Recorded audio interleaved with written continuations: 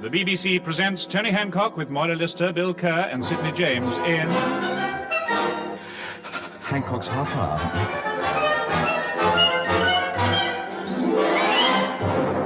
Yes, this is the first night of the lad's new radio series. Such occasions are usually marked by a small celebration of some sort, but Tony Hancock is really doing it in style. He's going to throw a cocktail and dinner party. So let's go over to Tony's flat in the English quarter of London's West End, where he and Bill Kerr are making the arrangements.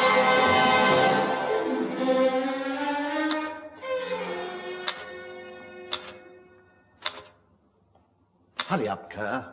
Haven't you finished typing out those invitations yet? Don't rush me, don't rush me.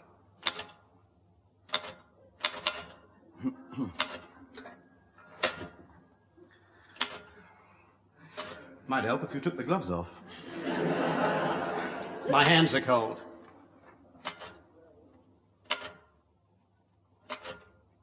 Anyway, what's wrong with typing in gloves?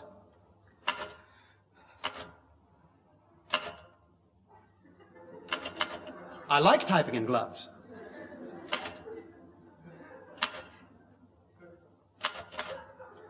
Lots of people type in gloves.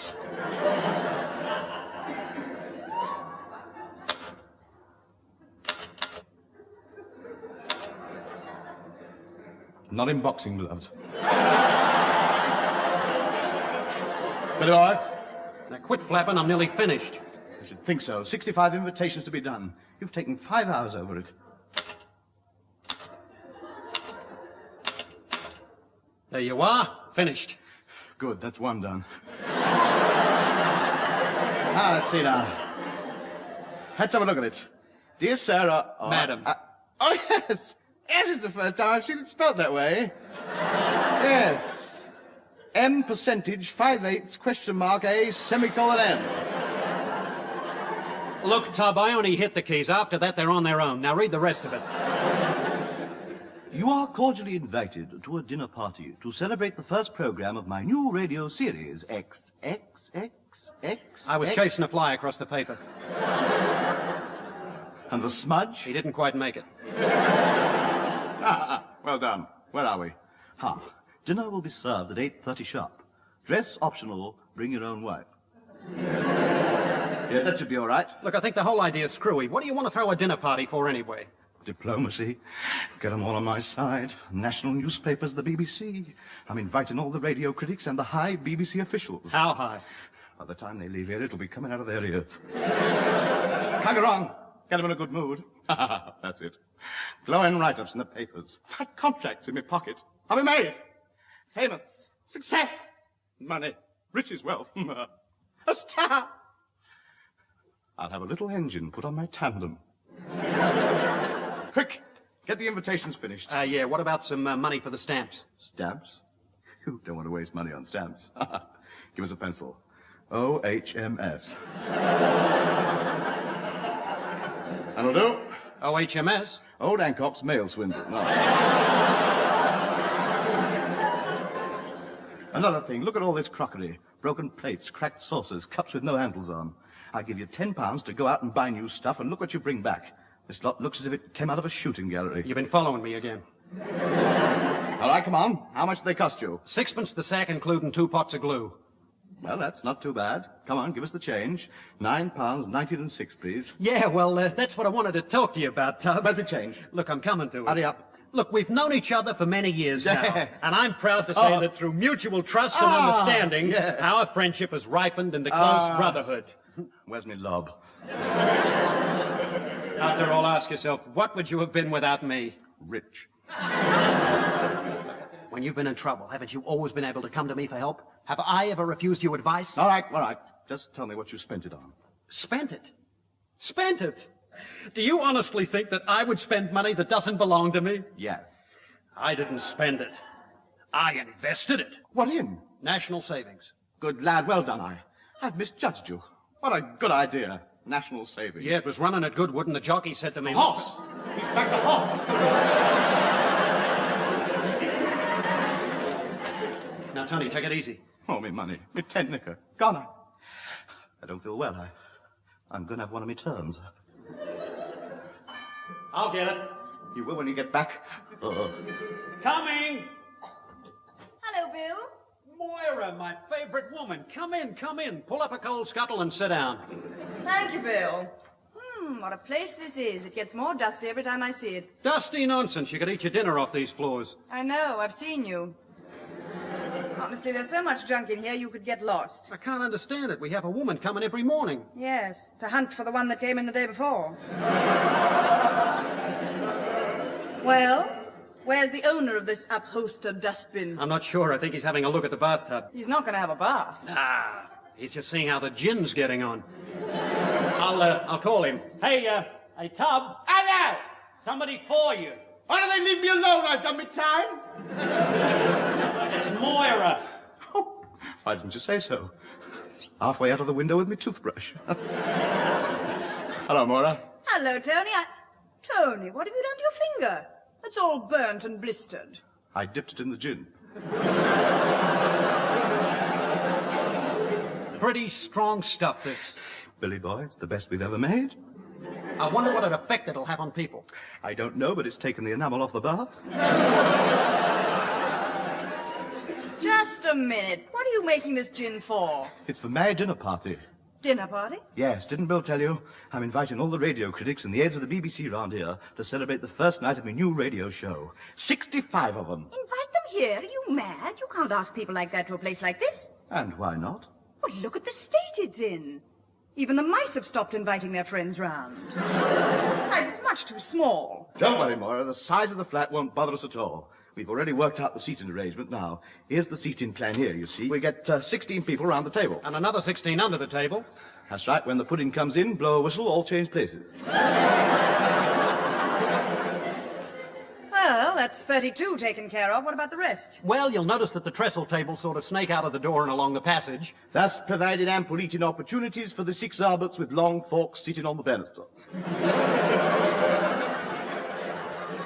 Look, Tony, this might be all right for your friends, but these are important people. They're cultivated, well-bred, refined. They're not used to squatting on orange boxes and licking baked beans and gravy off tin plates.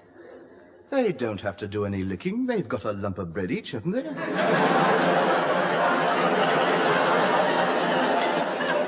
You can't go through with it. It'd be an insult to ask these people along here. Look, I'm not cancelling the party. There's too much at stake. If we don't have it here, we'll have to hold it somewhere else. That's all. Yes, but where? Hey, I know a guy who might be able to help us out there. A friend of mine. Not Edwardian Fred. No. Light-fingered Louis, crew-cut Charlie, Spanish Harry. No, I told you. I don't see those fellas anymore. They've closed down the youth club. All right, who's going to help us to get a place for the party? A guy I've known for years. The boys tell me he's just opened an estate agent's office, and he's an honest, upright, respectable, law-abiding member of the community. What's his name? Smooth Talk Sydney. Honest as the day is long. That's not much of a reference in November. Look, you've got nothing to worry about. I don't like it. But Sydney's a friend of mine, a trusted friend. All right. We'll go and see your friend. Now what are you doing? Sewing my pockets up.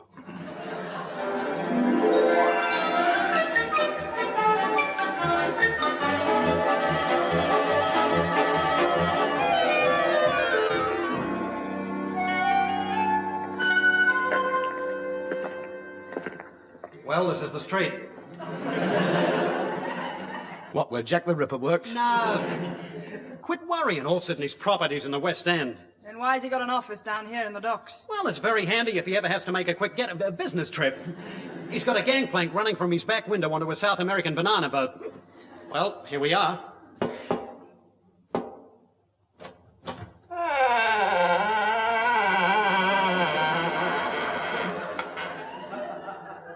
Good afternoon. Good afternoon. Can I help you? Yes, we wish to see Mr. James. Certainly. What name shall I give? Bill Kerr, Tony Hancock, and Maury Lister. You'll have to wait. Mr. James is on the blower. Perhaps he'll lend it to you when he's finished with it.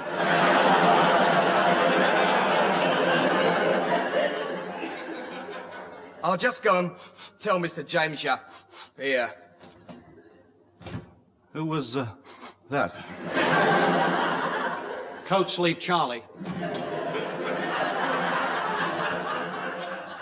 All right, Mr. James will see you now. Thank you very much. There's a knob there. Turn it. Won't keep you a minute. Got a new tenant on the phone. Now, look, lady, I told you, I can't let you have the place any cheaper. 4 guineas a week and 600 quid for the fittings. What do you mean, what fittings? You got running water, eh? Well, put a bowl under it. What? You want it decorated? I'll send some balloons round, do it yourself. All right, take it to the rent tribunal. Yes, of course I'll be there. I'm the chairman.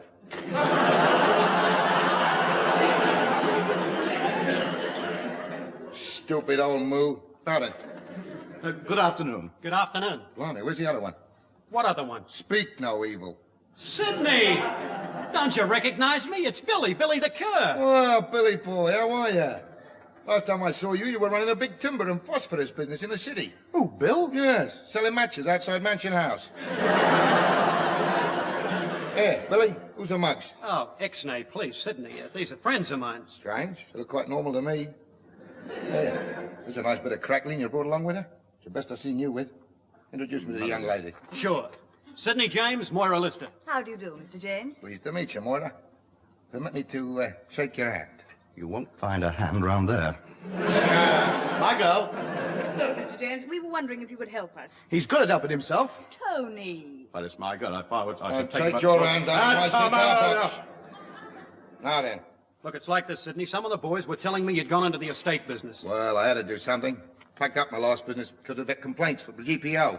Complaints? Yes, in the end, I had more mailbags than I did. Now, what can I do for you? We want to find a flat for the weekend. Tony is throwing a dinner party and we're looking for somewhere to hold it. Oh, I get it. You want to hire a posh flat so you can kid the guests it's your own place, eh? That's it. You've hit the nail right on the horse of a different colour. Well, I think I may have something right up your street. No, thank you. We're trying to get out of here. Look, stupid, get your hands out of my cigar box. I'm sorry. Now then, We all make mistakes. let's see what we got under this. Here's one. Furnished flat over the top of a bank in... No, you can't have that one. Why not? I've got 2 of the boys in there taking the floorboards up. Now, look, don't trouble. It doesn't seem as if you've got anything. We'll go somewhere else, eh? No, don't go away, don't go away. I'll find you a place if I... I told you to keep your hands out of my cigar box. You didn't have to slam the lid so hard. Oh, me hand. I think you've got 5 extra cigars in there now.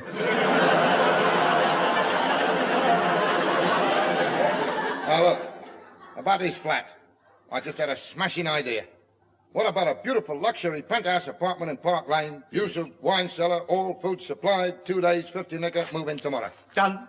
You certainly have been. Hey? Never mind, look. Here's the address, 223 Park Lane. Will you take a check? Check, smack. I want 50 nicker on a nose. All right, hold your head up. 1, 2, 3, 4. I'll do him in, so help me. I'll do him in. Get him out of here. Just go in. Good help. Cab. And don't forget, 223 Park Lane. Charlie, Yes, Mr. James? take a telegram. Urgent. To Lord and Lady Bayswater, 223 Park Lane. Leave for Scotland immediately. Grandma strained herself while tossing the caber.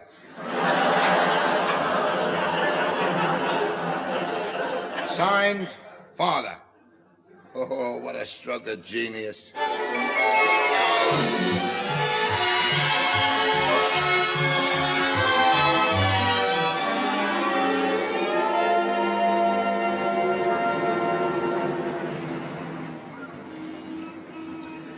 Well, this is Park Lane. Let's see now. 217, 219, 221. Here we are, 223. Tony, what a beautiful place. It must have cost a fortune. Yes, look on the doorstep. Gold-plated foot scrapers. I told you Sidney would see us all right. Fancy doubting his honesty when he owns a place like this. I admit I was wrong. I was completely wrong. I feel ashamed of myself for not trusted him. I should think so. Now, where's that crowbar he gave us to open the door with because he's lost the key? Here it is. Just wedge it in the door. Now. There we are. In. Simple. Motto! Bill! Look! I've never seen a place like it in all my life. Fabulous. Yeah, look at the hallway. You could run a bus route through here. It's like a palace. I wonder what's in here. Hey, look! It's even got a ballroom. Hey, fellas, this is great. Pardon me. Look at me, fellas, I'm dancing. Bill! Yeah? Come out of the airing cupboard. Oh, Bill! Help! Come quickly, help! Where are you? In the dining room, help! We're coming. Tony, what's wrong? My feet. They're gone. Come on, my feet. Where's my feet? You're standing on the carpet.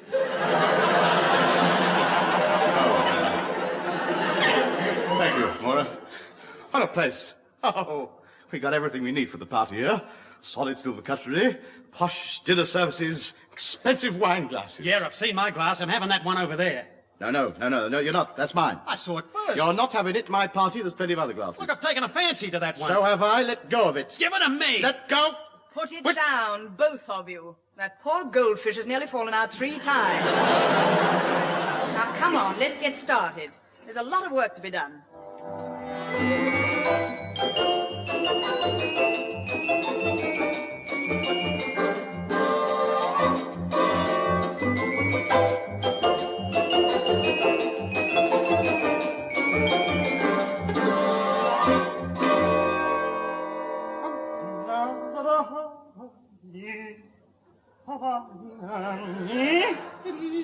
Hey, Tub, what about the food? Who's going to do the cooking? I've seen to that. I've had the Labour Exchange send a French chef round. What's his name? Higgins. Yes, Pierre Higgins. Oh, a wonderful chef he is. He's been cooking for many years now as Higgins. Bit old now, bit past it. I think he was the bloke that scraped the black bits off King Alfred's cakes. Hang on a minute. Higgins! 7:30, lad. Give the ox another turn on the spit. Good lad. Now then, when the party begins, we've all got our own little jobs to do. I, of course, being the host, as they say, as they put it. We'll be expected to flit about from group to group, indulging in gossip, repartee, chit-chat, and light-hearted banter. How madly gay. And Mara, Yes, sir? at ease. You, being the hostess, will of course be called upon to keep the male guests amused. How you do it's entirely up to you. I leave you with a completely free hand. And believe me, with some of those producers around, I'm going to need a free hand.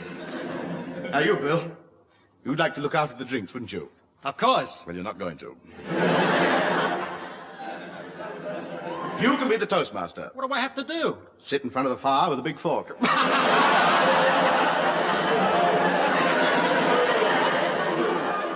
You gotta watch him, he's in there, my word. Well, that's that. Tony, we've forgotten something. What? For a party like this, we must have servants. We've got to have at least 2 butlers, 2 refined, well-spoken gentlemen. How much is the job paying? Sydney. Take it easy, Billy. I just come down to see how you're making out. How do you like the flat? Great, great. I owe you an apology, Sydney. Forget it. So you need a butler, do you? Well, I don't mind helping my friends out of his spot. Where's the monkey suit? Hello, Mr. James. Blimey, he's wearing it. But we still need another butler, though. You called, milady? Oh, it's you, is it? It's too late to argue. The guest will be here any minute now. Sydney, Charlie, go and get the butler's outfits on. Right, come on, Charlie. Tony, they're here. The guests have started to arrive. Right, men. Action stations, Arvestern. Sydney, Hello. stand by the door and call the guests' names as they come in. All right. Big head, bacon bun. No, fool! They're proper names. I'll stand here and receive me guests as they come through the door. Maura, go and drape yourself over the couch, dear. Higgins, they've arrived. Put the spuds on. Bill, switch the radiogram on. Let's have some nice, unobtrusive music in the background.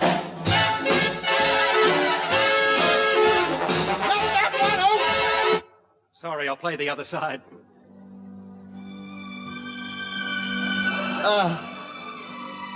Soothing. That's better, yes. Right, here we go. Open up. Let them in. Ladies and gentlemen, quiet, please. The head of the variety department, BBC. How do you do? I'm so glad you come. Hope you didn't have any trouble parking the back. I've done something smash. Well, I tore him up down there, Dick. Up a light program. Oh, pleased to meet you. Have a sausage. Put the stick back. We haven't got enough to go round. Hello, the treasurer of the BBC. Your Majesty. Ah, this is indeed an honour. A honor, as they say. How's the good lady? Kids all right? Dig in, lad. Hey, Tony, here come the press boys. All the newspaper critics. Better be careful here. These are the boys who matter. Diplomacy. That's what's needed. And now, Mr. Archibald Main Chumley of the Leamington Star Observer, and Mr. Hardcastle of the Manchester Post. I'll take your flat hat, shall I? Stick your umbrella in one of your gum boots. Don't leave puddles over the carpet. You'll find the tripe and onions on the sideboard. Tony, I think we better start dinner. They're nearly all in. Right. Messieurs, mesdames, come in. Dîner. Oui, nous avons... grub up.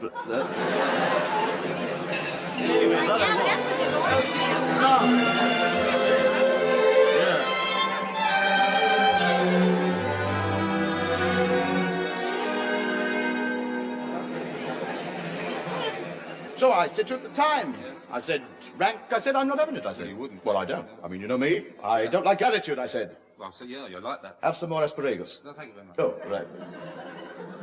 As I was saying, I put my foot down. I can see it, yeah. Yes, that's right, because you know me, I mean, I'm an easy man to get on with if I'm roused.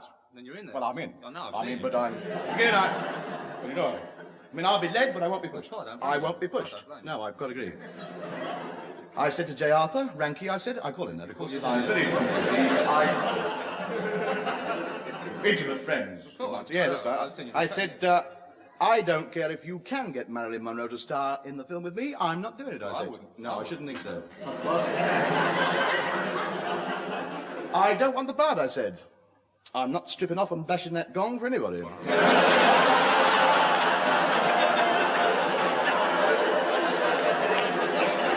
Well, he was taken aback, I can tell you. He was taken aback. He was taken aback, I can tell you. His eyes went glassy. You could see him, but, oh, glassed right up. But your glass is empty. So it is. Yes, have another quart of Napoleon brandy. Thank you very much. How's the Director General getting on, eh, lad? What? Run out of caviar, eh? Soon get that scene too. Hold on. Higgins, got another sturgeon. Hey, Charlie. Yes, Mr. James. Keep it up, boy. We're doing all right here. With a pudding still to come, we've got 65 wallets, 23 watches, 15 cigarette cases, 3 dozen tie pins, 2 pairs of socks and a vest.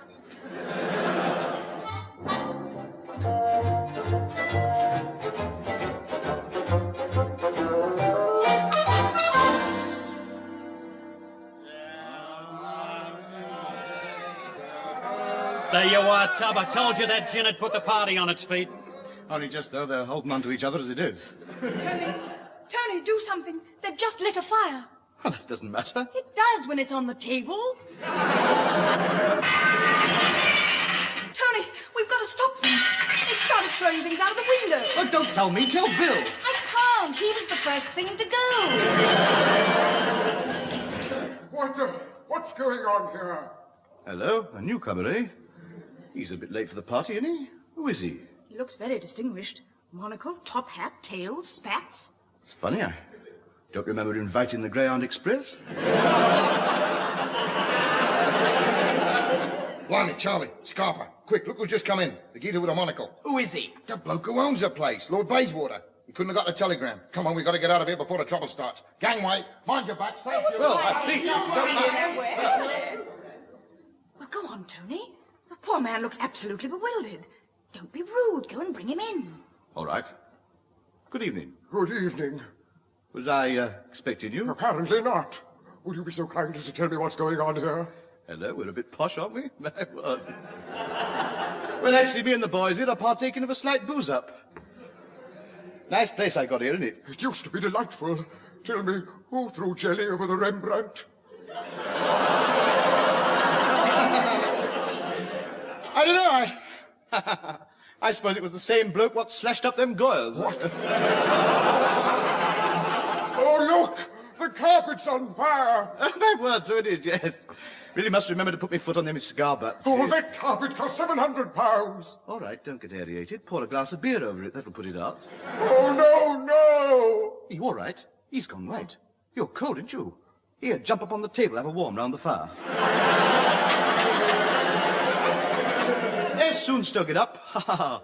Chop up another couple of them Chippendales. My, well, we'll have a merry little blaze in no time. Where are you? This is monstrous. Young man, do you realize who I am? I'm afraid your mime wasn't very helpful. Would you mind doing it again? I am Lord Bayswater. I own this house, and I'm going to send for the police immediately. Oh, dear. Bill, more up! Run for it! Come back! Come back! Stop, you scoundrel! Good night! Who are you? What's your name? Ted Ray!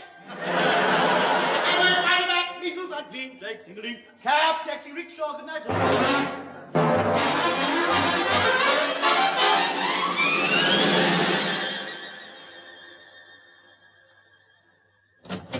Morning, everybody. Hello, Bill. Bill, get this morning's papers? Yep, all here. Oh, good. This is what I've been waiting for. What have the critics said about my new show? Nothing. They haven't even mentioned it. Not mention it after that free party I give them? Nope, none of the papers are carrying a radio column this morning. But they have one every morning. Why not today? Why not? Read the stop press. Show me. Last night, the police were called to 223 Park Lane, where 65 hooligans were arrested on charges of housebreaking, drunken behavior, and abusive language. The police are still looking for a little fat man by the name of Ted Ray.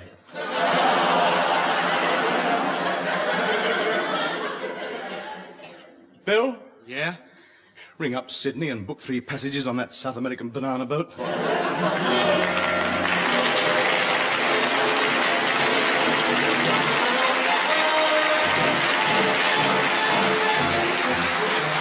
That was Hancock's first half hour, featuring the lad himself with Maury Lister, Bill Kerr and Sidney James. Coach Steve Charlie was played by Gerald Campion and Lord Bayswater by Kenneth Williams. Incidental music was composed by Wally Stott, the script was written by Ray Galton and Alan Simpson, and the programme, which was recorded, was produced by Dennis Mayne Wilson.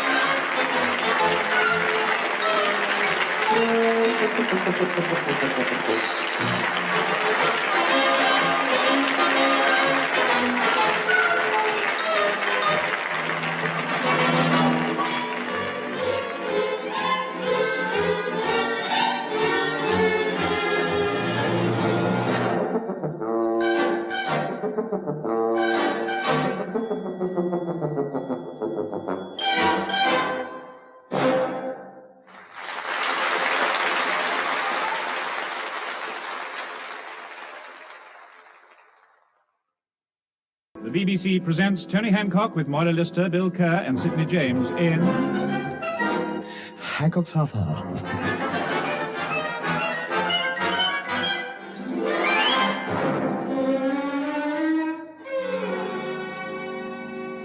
Honestly, Bill, Tony's getting impossible. Just because he's had a little success, he's got so conceited. Well, you know why. He's had a fan letter. What, after all these years? Yeah, some wacky dame wrote and told him he's the most handsome comedian on radio today. Now he's convinced he's a second Gregory Peck. Every time he passes a shop window, he blows himself a kiss. I've never seen a man get so big-headed.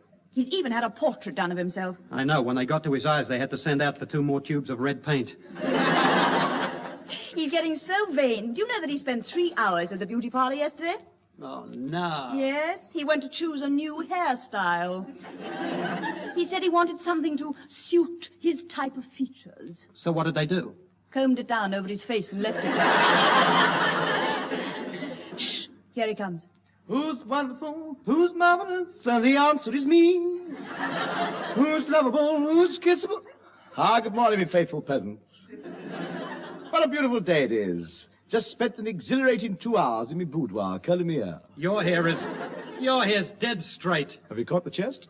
Well, how are you two this morning? You know, it does a chap like me good to occasionally come back to you plain, dull, ordinary people. To be near you is all we ask, O great white master. Oh, that he would notice me and maybe smile his way. Stop torturing yourself, Cinders. The prince will not look at you. But Buttons, he is handsome. All right. Thank you. That'll do. We'll let you know. Thank you very much. I'm ready to dine. I think I shall have pheasant, caviare, and champagne. But, my lord, this is breakfast. In that case, you can pour the champagne over me porridge. Oh, no, this is too much. Well, I must get dressed. I've got to go down to my jeweller's to get measured for a type-in. How? What shall I put on? I think we'll have the casual stuff today. Which beret should I wear? Your yellow one, of course. Yes, you're right. The pink one might clash with me rope sandals. Now, just pass me mauve corduroy Akin jacket, me tartan jodhpurs, and we're all set. Don't forget your leopard skin spats. Oh. Thank you, yes. This is ridiculous. Now, Dickie Valentine's got married. I am the nation's #1 heartthrob.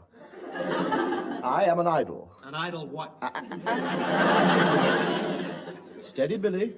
Any changes you may see in me are not of my own choosing. I have a certain responsibility to be public. Being the object of so much feminine devotion is not to be taken lightly. I have a great weight rested on my shoulders. Don't worry, it's only your head. It's nothing to do with me head. Some of us are born great, some acquire greatness, and some have greatness thrust upon them, whereas me... You just eat too much. I just eat... Well done, and watch it. What I have to say to you now affects you both. Now I'm a big star, I shall be obliged to keep up appearances. That means I can no longer afford to have it known that I share digs with a layabout like you, Kerr. In future, if anybody asks who you are, you will tell them you are my food taster. No, on second thoughts, bearing in mind the condition you're generally seen in, we better make it wine taster. Wine taster? The nearest thing we've ever been to wine in this house was when you sat in that bunch of grapes. Yes, I remember. Now, you, Maura, it'd never do for the women to find out that I have a girlfriend. I know you're crazy about me, kid, but for the time being, you have to join the queue with the rest. Don't forget I'm bigger than both of us. No. Sorry. Hancock can't belong to one ordinary person. I belong to the nation. So for publicity purposes, from now on, you are my mother. You got any vacancies for a father? Keep away from her. Leave Mum alone. Don't you think it'll look a little odd, having a mother 4 years younger than you? I've thought of that. I got this grey wig here, and we can paint a few crow's feet. No, I'm not going to be your mother. All right, you can be me cook. Well, that's better. I'll start right away. I'm sure I saw some toadstools in the garden this morning. There's just one more thing. I don't want you to think that because I'm now a big name, I've no time for me friends. I won't forget you. You'll come up with me. Together we'll soar to great heights. We leave all this far behind us. Climb up and up, higher and higher until you're both up there amongst the stars with me. Thank you and bless you, Jet Morgan. Well, must be off now. I've got an appointment down at the vicarage. I'm sending me kisses for charity. It's a fate. Worse than death. Yes. Well, cheerio. Shan't be back till late. Have me hot chocolate ready for me. The stars fill the sky, so in love with me am I. Stranger, but true, dear. Now I've seen everything. Well, I wouldn't have believed it.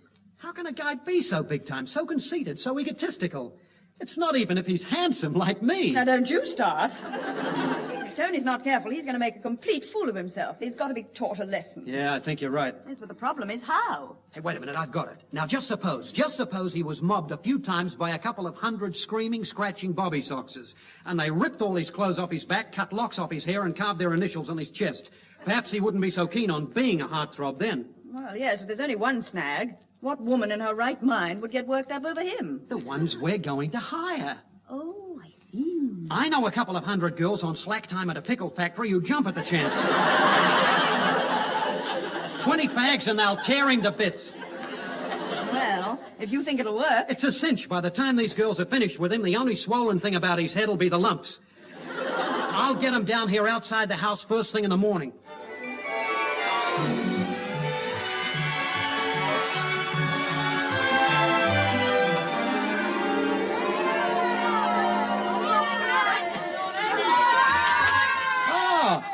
morning, Moira. Come in. Well, you certainly haven't wasted any time, Bill. The street's jammed. There must be nearly 300 girls out there. Has he seen them yet? No, we're still in the bathroom combing our eyebrows. He'll be down soon. I'd better give last-minute instructions to the girls. Wait a minute. Hold it, girls. All right, quiet. He'll be coming down any minute now, girls. Remember your orders. You're supposed to be after souvenirs, so get your scissors out, and remember, you can have everything except the skin. Best of luck and good hunting, kids.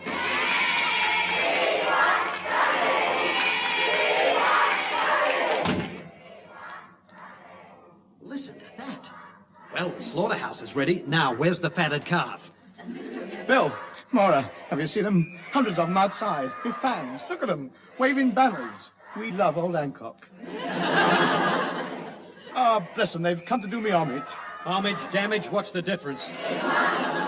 Ah, such devotion is touching. All right, kids, I'll be out in a minute. I'd better go out and sign a few autographs, blow a few kisses. They deserve it. Ah, watch them swoon when they catch up butchers at me Dickie Valentino profile. Are my eyelashes on straight? Come in, kids.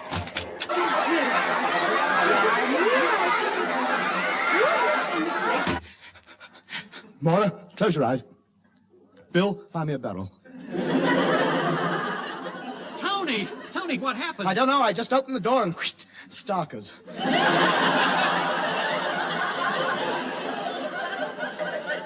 What's got into them? But they're your fans. I could do with a couple right now. Big one.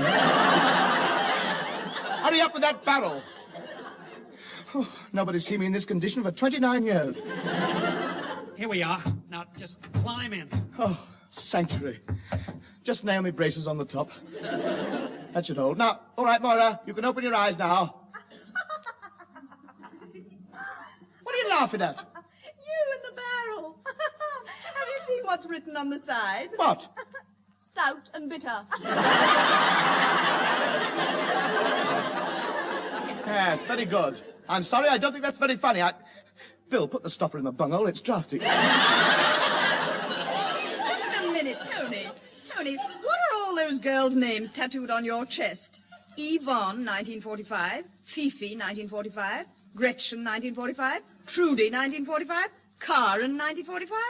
Victory, Hey, are those females still out there? Yeah, they're still there, Tom. I'm not going out there again. I want to share myself amongst my fans, but they're not having a bit each. It's your duty to get out there. Some of those girls have traveled miles just to see you. One glimpse of you is all they ask. They just saw enough of me to last them a lifetime. Look, you can't disappoint your public. Those girls out there are your bread and butter. Now, you've got to put up with it. Now, put on another suit and get out there. All right. I must go out and face them. It was probably just the excitement of seeing me torso that sent a berserk. Right, already. Pass me my jacket. No, you're not going to wear your best suit. It costs you 50 guineas. Nobody there. See you tonight. Cheerio.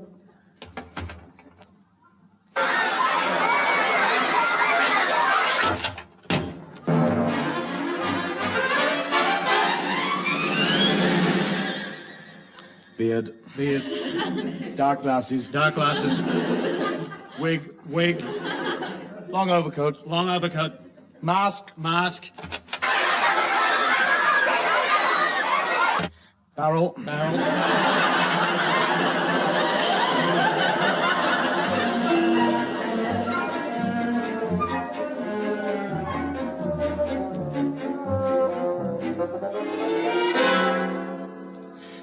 Let's see now.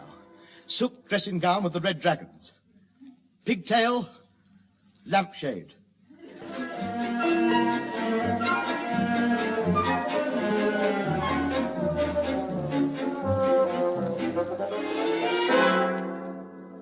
Right, Tub. Are you all ready to have another try? Yes. All set. Quiet now. Don't make a sound.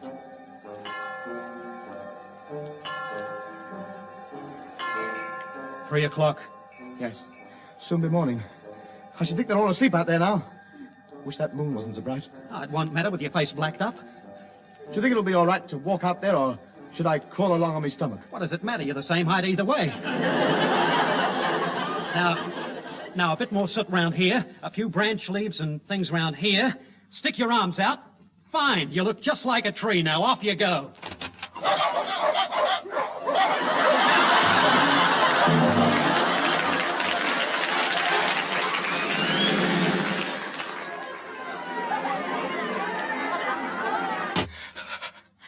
That's it. I can't go on! 3 days you've been besieged. I can't stand it. Damn it, mad. Mad, you hear? Mad. Espinada, I can't go out now if I wanted to. I haven't got any more clothes left. They've had the lot. 6 suits, 4 sports jackets, 3 pairs of flannels, 2 pairs of jeans, 2 pairs of football shorts, me knee-length swimming costume, and a fig leaf. You could go out in your barrel. No, thank you. There's a couple of them out there with crowbars. I gotta stop here now till they all go home. Might be weeks. I'm trapped. Trapped, do you hear? Trapped! I think I'm gonna have one of me turns. Oh, now, Tub, take it easy. Come and sit down. How can I sit down in a barrel? Perishing fans, why don't they leave me alone? I don't know how David Whitfield manages. I don't state it. Carry me in my mouth. Not kidding you, the seams of his suits must be riveted together. I tell you, if I ever get out of this lot alive, I'll never want to see another fan again. Bill, just a minute. I think the boy's learned his lesson at last. He's looking pretty sorry for himself. Yeah, it's done the trick. I don't think we'll have any more trouble from him. Yes, let's call it a day, Bill. He's been through enough, poor boy. Look at him standing there in his little barrel. Oh, I feel so sorry for him. Why? It fits. Yeah, I think we'll give him a break. I'll go out and tell the girls we won't be needing him anymore. All right, girls. You can all go home now. Is there room for one more in the barrel? Bill, what happened? They attacked me. You're the one who hired them. That's why they attacked me. I can't pay them. Maura, was that Bill who just went outside? Oh. Yes, it was, wasn't it? What's so funny? You're so skinny. What's that tape measure hanging around your neck? They're my arms. Anything else?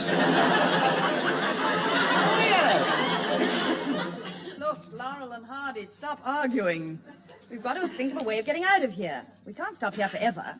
Oh, you go out and get help, Maura. They won't touch you. No, I'm not taking any chances. We haven't got any 2-piece barrels. Hey, wait a minute. I've got an idea. No. You haven't even heard it yet. I don't have to. Every time an idea enters your head, money leaves my wallet. Look, you want to get out of here, don't you? All right.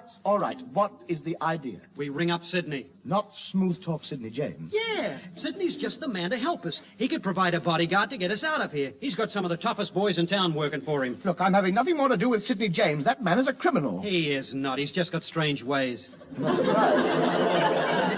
He's been there enough times. Look, it's either Sydney or the fans. All right, we'll call Sydney. We'll give him another chance. But I'm warning you, my Australian friend, if anything goes wrong, I'll put you up against a wall and lean on you.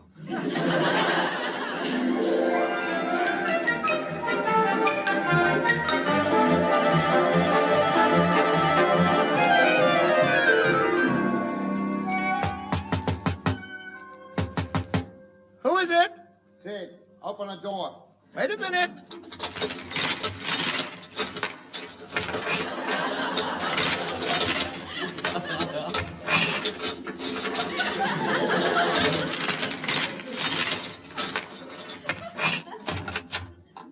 You took a long time to open the door.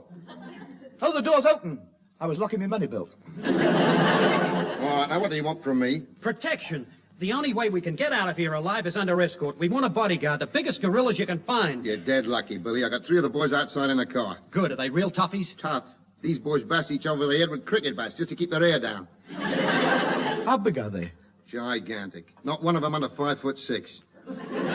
That's not very big. Round the chest. Well, these sound like the guys that we're looking for. Look, before we go any further, there's a small question of money. It may be a small question, but it's always got a dirty great answer. Now, look, these lads are very reasonable. I've got a printed catalogue here. Sidney James Protection Limited. Look, Sydney, we don't want any violence. No, all we want is protection. Oh, the boys are going to be very disappointed. I haven't got the heart to tell them. They're very sensitive boys. They will not be upset. There'll be some wet pillows in their digs tonight, I tell you. Wait a minute, I'll get them in here. Boys, you're wanted. Here they come. In here, boys. There they are. My babies. Morris the Mangler. Shoulders McGurk. And Steamroller Fred. Blimey, look at them. 7'6" up to the top of their bowler hats. Oh, go on, boys, don't be rude. Kneel down and shake hands with a gentleman. What's the matter? They hurt you? No, it doesn't matter. I never did use that hand anyway. My hand! My hand! Mangler, give the gentleman back his fingers. Mangler. What did Horace say, Winnie? Say, he's quite a bruiser, our Mangler. Bill, those pickle factory girls are still outside. Oh, why, Tony, we've got visitors. I didn't know your family were coming. It is not my family. Well, if you gentlemen are ready, we'll escort you out of the house and down the street. Billy and Hancock stand in the middle here, and the boys stand on each side of you. Good. Those girls won't dare attack us with you lot here. They better not, I tell you. These boys are killers. Ready? Here we go. Open the door.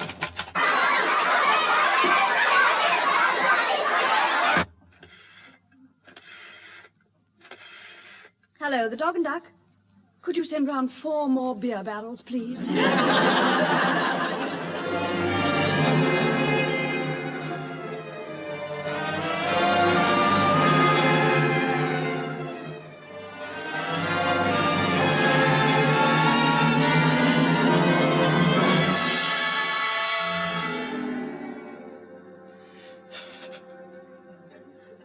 2 weeks we've been here now. Yeah. Pass the water bottle. What's the food position, Maura? We started off with 10 tins of baked beans. How many are left? 4 Tins? beans.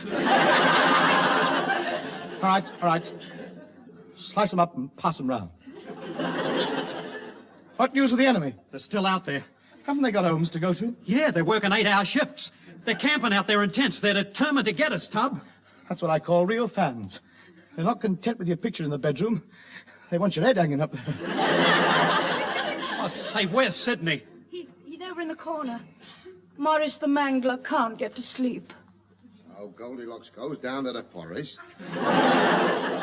And she sees a little cottage. An ever so beautiful little cottage. So she goes in, and what do you think is on the kitchen table? 3 plates of steaming hot porridge. Yum, yum, yum, she says. Ah, look. Let us sleep, bless him. Look at Mangler there, cuddling his cosh. Bless his little... Hey, Sid. What do you want? Look, we've got to make a break. There's no food left. It's now or never. What's the use? We'll never get past these women. Look what happened last time. They frightened the life out of poor old Mangler. His stubble went white overnight.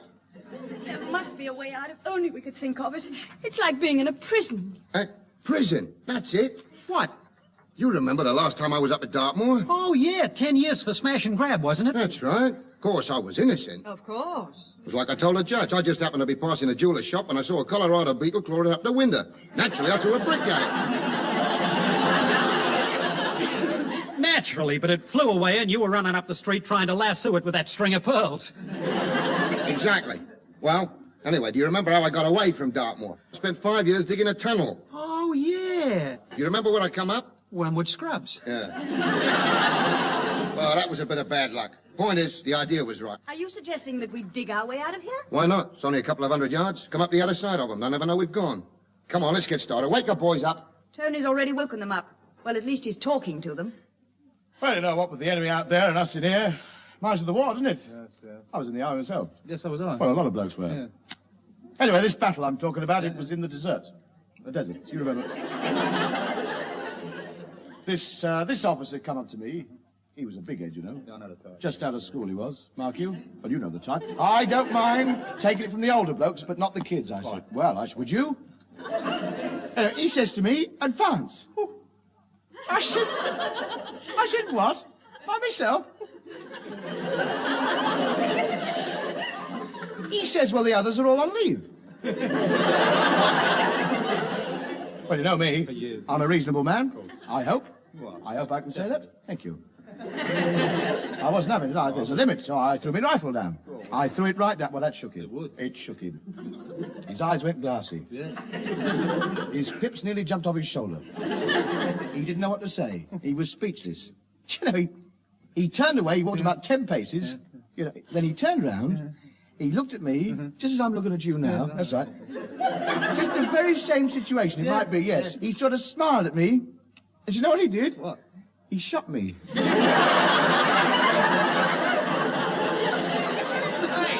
Hey, Tom. Hello? Look, we're going to have another try at getting out. We're going to tunnel our way out. What a good idea. Wait a minute. That means somebody's got to do some digging, doesn't it? Yeah. Digging's hard work, isn't it? Yeah. You get dirty, great big blisters on your hands, don't you? Yeah. Well, I suppose we better start, hadn't we? Yeah. Yes. All right, come on, pass me the shovel.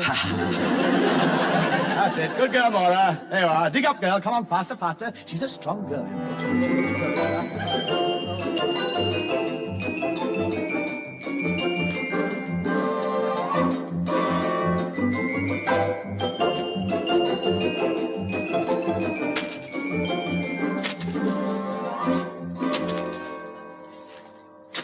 How far have we dug?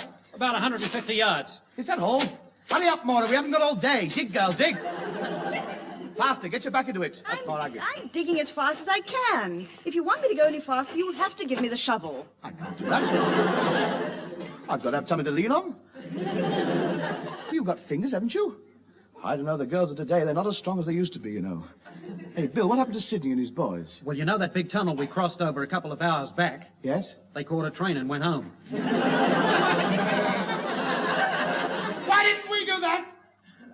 We may never see the light of day again. Be lost. Half the day. Well, the train was going to Chalk Farm, and I don't like Chalk Farm. Oh, you don't like Chalk Farm? No. Because you don't like Chalk Farm, we are stuck down here in this worm's dugout. Well, you two should feel at home. You get on with the digging. It's no good. I can't go on. I'm exhausted. I can't dig anymore. Never mind, we'll go back and catch a train. Wait a minute, where's the tunnel gone? Well, We've been digging for 24 hours. There should be a long, big hole behind us. Where is it? Well, you know all the earth Moira's been digging out and passing back to me? Yes. Well, I've been sort of stacking it up behind me. Oh, I see. And now we can't get out. No. Well, in that case, there's only one thing to do. Hand me the shovel, Moira. Now, get up and start digging. Not down that way. We're not going to wogga wogga. Look, Tony, surely we've come far enough. We must have passed under those girls ages ago. Let's start digging upwards and get out into some fresh air again. Yes, all right. Come on. Should be safe now. Come on, Kerr. Start digging.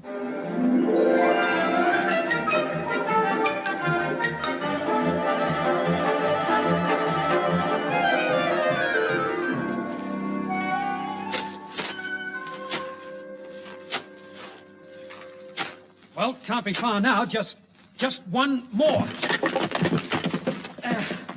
Done it. Look, daylight. We're out. At last. Where are we?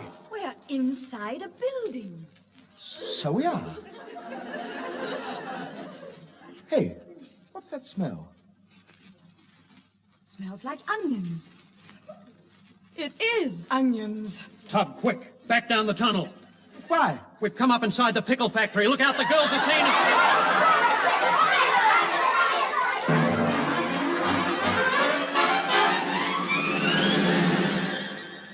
This is the BBC Light Programme. Here is the news. Last night, the police arrested two men who were found wandering around Piccadilly Circus dressed in gherkin barrels. Will anyone who can get any information as to their identities please...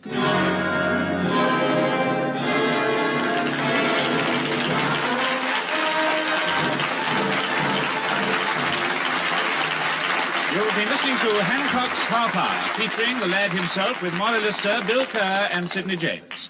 Incidental music was composed by Wally Stott and recorded by the BBC Review Orchestra, conducted by Harry Rabinowitz. The script was written by Ray Galton and Alan Simpson, and the recorded programme was produced by Dennis Mayne Wilson.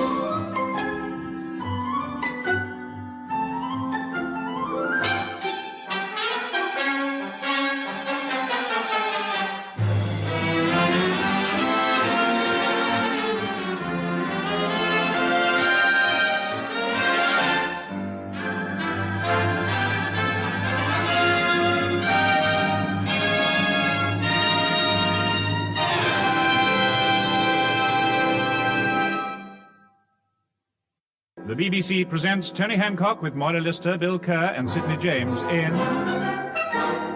Hancock's half hour.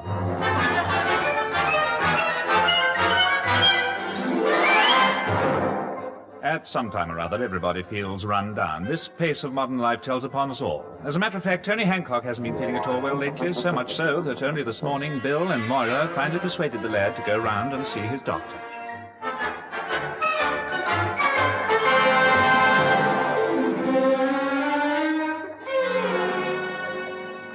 All right, Mr. Hancock. You can get dressed now. Doctor, tell me the truth. How bad is it? Don't spare me. I'd rather know. Doctors, man to man. How long have I got? Now, look, Mr. Hancock, You don't have to break it to me gently. I'm a grown man. I understand these things. Just tell me what is wrong with me. You really want to know? Yes. You've got flat feet. Flat feet? Oh, no, not that. Steady, Hancock. Chin up, lad. Be brave. I'll enjoy myself in what little time I have left. That's what I'll do. I'll take all my money out of the bank. Be gay. Tragic, heartbroken clown that I am. Hey, wait a minute. Flat feet's not serious. Of course. Is that all I've got wrong with me? That's all. I've given you a thorough examination, and I can find nothing organically wrong with you. Nothing? Are you sure? Positive. I've examined your heart, your liver, I've examined your head, and I assure you there's nothing there. There's nothing wrong with you. Then have another look. I demand you find something wrong with me. I'm not paying $7 and $5 a week for nothing. Mr. Hancock, for the last time, I tell you there's nothing seriously wrong with you. Be brave. Face up to it. You're a fit man. Then how do you account for me turns? Me dizzy spells. I get breathless, you know. I really do. I go all over Tiswas.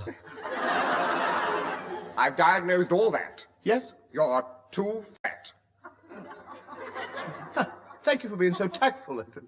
Listen, I've got a perfect figure. I am solid bone and muscle. I told you I've examined your head. Let's face it. Now, hold on, let's face it. You are grossly overweight. Rubbish? All right. Just step on the scales. There you are. What did I tell you? According to the weight chart, you should be 9 feet 7.5 inches tall. Yes. Now, the trouble is, you eat too much. You must go on a diet immediately. In future, 1 meal a day only. How big? 2 raw carrots and a plate of prunes.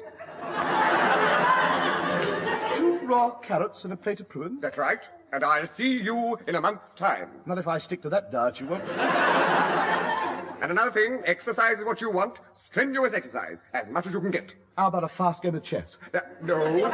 Running, jumping, an hour in the gym every day. Make a new man of you. Now, run along. And remember what I told you? You've got nothing to worry about. There's absolutely nothing wrong with you.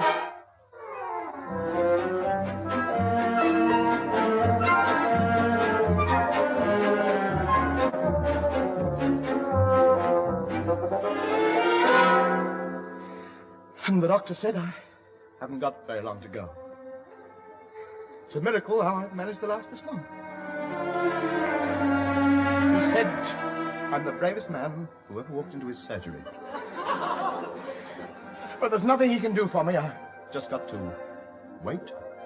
Why, Tony, darling, I didn't realize it was so serious. Oh, well, that's the way things are. It's always the good that go first. Pluck another grape for me. I feel my strength ebbing. Oh, my poor Tony. Isn't there anything we can do? No. It's too late for that. Lay in bed all day. Don't move a muscle, he said. I mustn't exert myself. I've got to be waited on hand and foot. Pass another bunch of bananas. Tony, it just won't seem the same without you. Steady, Maury, don't give way. Be brave, I'm not in too much pain. Yet. Come on, chin up, look. I'm smiling. You're just the bravest person I've ever met. Well, there's nothing to be miserable about. I may live for days. Pass the chocolates. I'm healthy, I'm full of life. Hiya, Moira, hiya, Tub. Say, what's everybody looking so miserable about? This place looks like a mortuary. No, Bill, not yet. Oh, come on, Tub, it's a beautiful afternoon. Come on, get up out of bed. No, I don't think I'd better. It's not in my condition. Pass me a sausage. Say, what gives? Bill, I think you ought to know. Tony won't be with us for very much longer. Is that right? Yes, I'm afraid so. I might go any minute now. I'll go and book your ticket. You needn't look so pleased. Here's me, laying here, helpless. Any more meat pie left? Oh, thanks.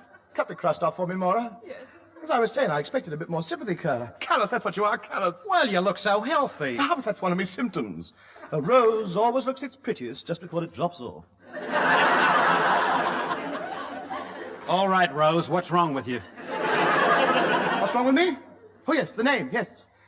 Fetitis flatorus. Never heard of it. Haven't you? There's a lot of it in the police force. And it's serious, huh? Yes. You come over all weak and hungry. All you can do is lay in bed all day and stuff yourself.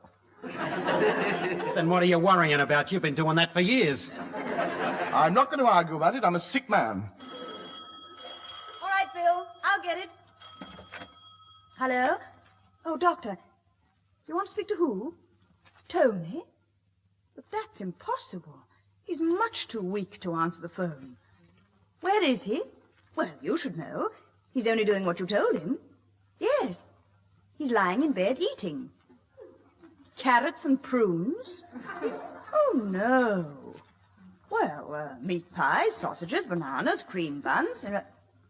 Doctor, he is not a lazy fat slob. He's a very sick person. Well, I'm very sorry to hear about your Aunt Fanny, but it's my Tony that I'm worried about.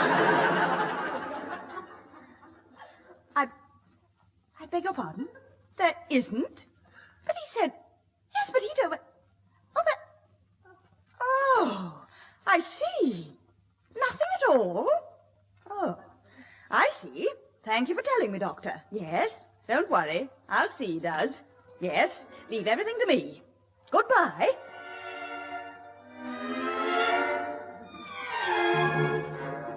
Maura! Maura!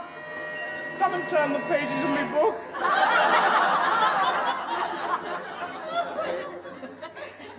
Get up. Eh? Get up. Up on those big fetitis flatterers of yours. Maura, I can't, I daren't. I'm ill. I might not even reach the door. With my foot behind you, you will. Do you know who I was talking to on the phone? My solicitor, undertaker, flower shop. Your doctor. Oh, yeah. Did my name crop up in the conversation? It did? If I was to tell you that man was the biggest liar I've ever met, you wouldn't believe me, would you? No. Then I'd better think of something else, hadn't I? What did the quack say, Moira? He said there was nothing whatsoever wrong with Tony. Rubbish. You mean he's fit? He's not in any danger? He won't be going after all? Of course not. The doctor gave me his instructions. I quote, lock the larder up and work him like a horse. I refuse. I'm not pulling a milk van round the streets for nobody. He means exercise. You've got to lose 2.5 stone. 2.5 stone? Where can I use that from? You've got a couple of chins there that could knock it up between them. I'm not slimming. All right, if you won't carry out the doctor's instructions, I'll just have to take steps myself, that's all. What do you mean? First of all, I'll ring up the Labour Exchange and tell them that you are fit for work and to stop your unemployment money. Then I'll tell the National Assistance Board that you're not a married man with 15 children. Then there's the sick benefit, the hospital savings, the national insurance, and... All right, that's enough. That's 40 quid a week gone already. Tell me now. Well, what's it to be? All right, I'll do it. I'll start slimming. What do I have to do first? Put yourself under an expert, someone who specializes in getting people physically fit. Wait a minute, I know the very place. Where? Sid's gym. Not Sid James' gym. Yeah. I did it. No. No, but Tub. No, I'm having nothing more to do with Sidney James. The man is a felon. But Tub. When Sidney gets to work on you, he'll take pounds off you. He always does, bundles of them. But this is different. This is a perfectly respectable class gymnasium. Anybody's allowed in, but you've got to wear a shirt. All the big boxers and wrestlers get there. You'll be training with them. Look, I am not going to Sid's gym. It won't do any good arguing. I am not going. That is final. I am definitely not going.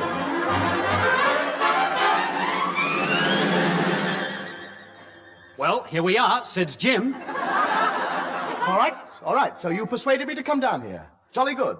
Well done. Now get me out of this perishing sack. Come on, let's go in.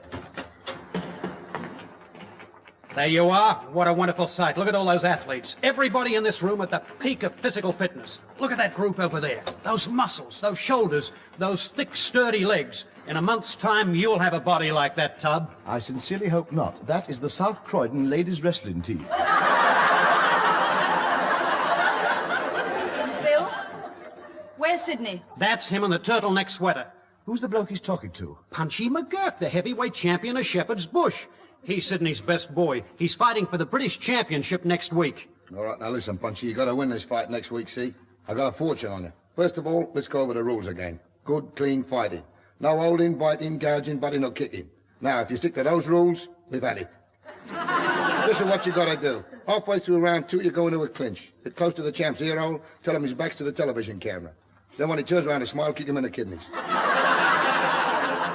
All right, now good luck, and may the best man win. Hey, Sidney. Why, Billy? Billy the Cur. What are you doing here? I've got a client for you, Sid. Tony here has got to get some weight off. His doctor says he's too fat. Oh, let's have a look at him. Yeah. Oh, dear. Oh, no. Blum, is that all his? Well, what do you advise? Melt him down. You could work on him, Sidney. You could get him ship-shape. Well, that depends. What kind of ship you got in mind? I'm sure you could do something with him, Mr. James. All right, I'll have a go. But it's going to cost you money. How much? Well, I usually charge 10 knicker a course. Well, I've only got 50 quid to me I name. can see that you're going to need exactly 5 courses. By the way, Mr. James, I haven't actually got any money with me. I'll pay you in pennies first thing on Monday morning. I can't wait till Monday. You'll have to. I don't take the plate round till Sunday. Right. See that weight bar? Pick it up.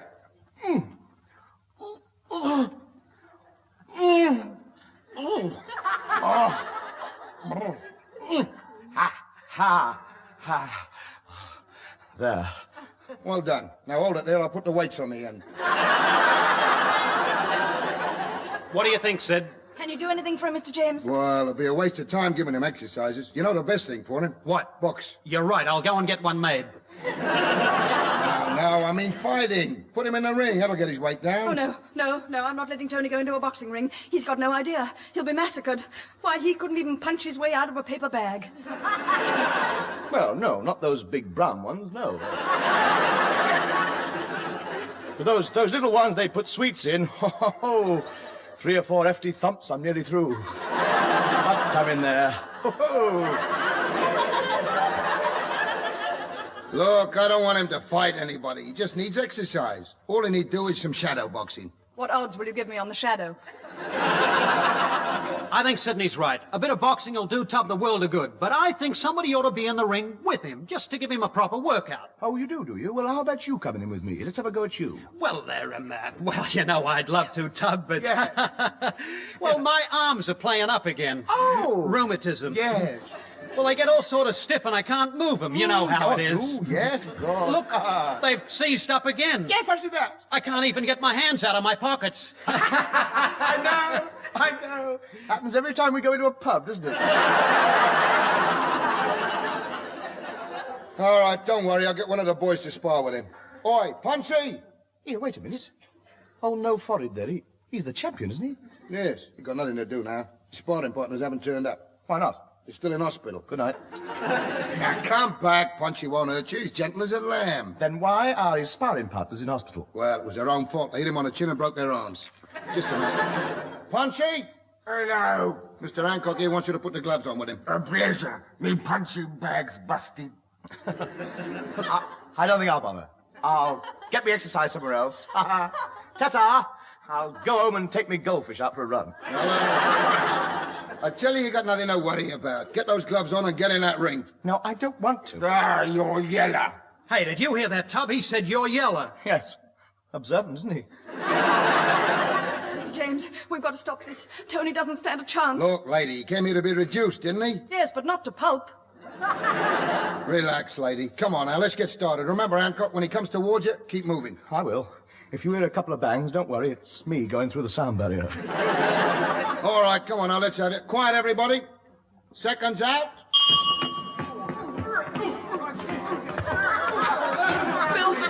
Bill, I can't watch it. Poor Tony. That man will murder him.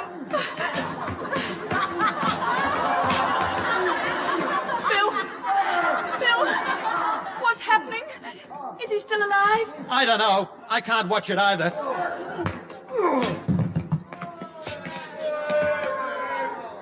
Well, I guess that's it. All over. Send for the ambulance. Oh, Bill, I can't bear to look. Me neither. Oh, Bill. Oh, now, easy, baby. Don't cry. Be brave. Tony would have wished it that way. Well, come on, let's go over and pick up the pieces. All right. Look, what's going on over there? The ring's crowded with people.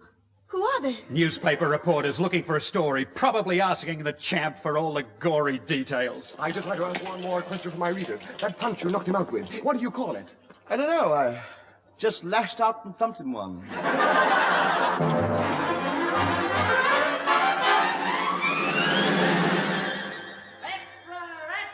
Read all about it. Unknown boxer knocks out champion. New White Oak. Marciano goes into hiding. Extra!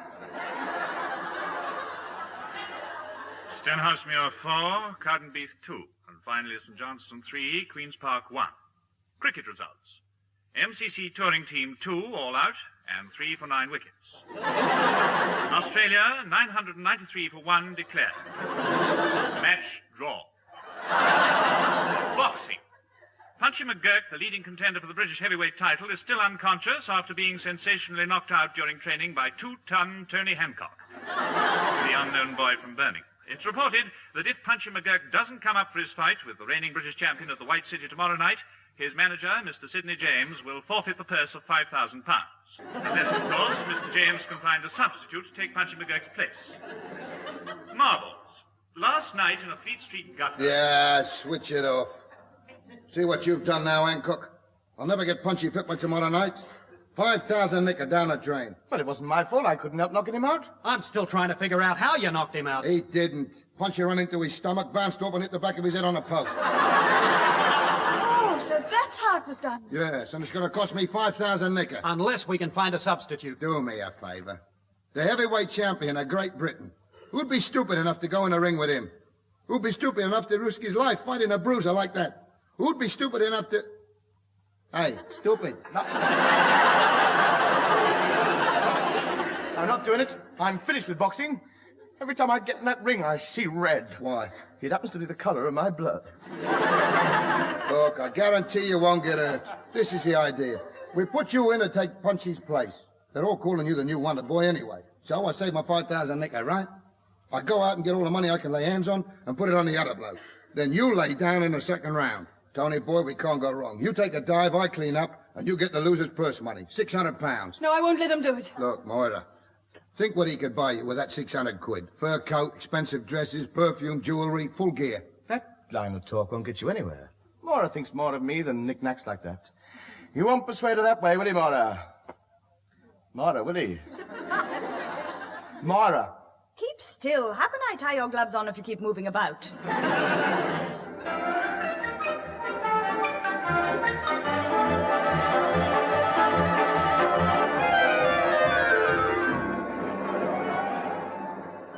Well, Tony, your fight's next on the program. How are you feeling? Terrible. I've just seen the champion. He's a great big bloke. I had to stand on a chair to read the name on his dressing gown. So don't worry about it too much. I know you can beat him. You know you can beat him. Good. Pop next door and tell him he might call it off. You'll be all right. Come on. Let me help you to get ready. I'll bandage your hands up. Save some of it. We might need it. Hey, Tub, there's a full house out there. Everybody's come to see you. Jack Solomons is sitting in the 5th row. Good. I might drop in on him.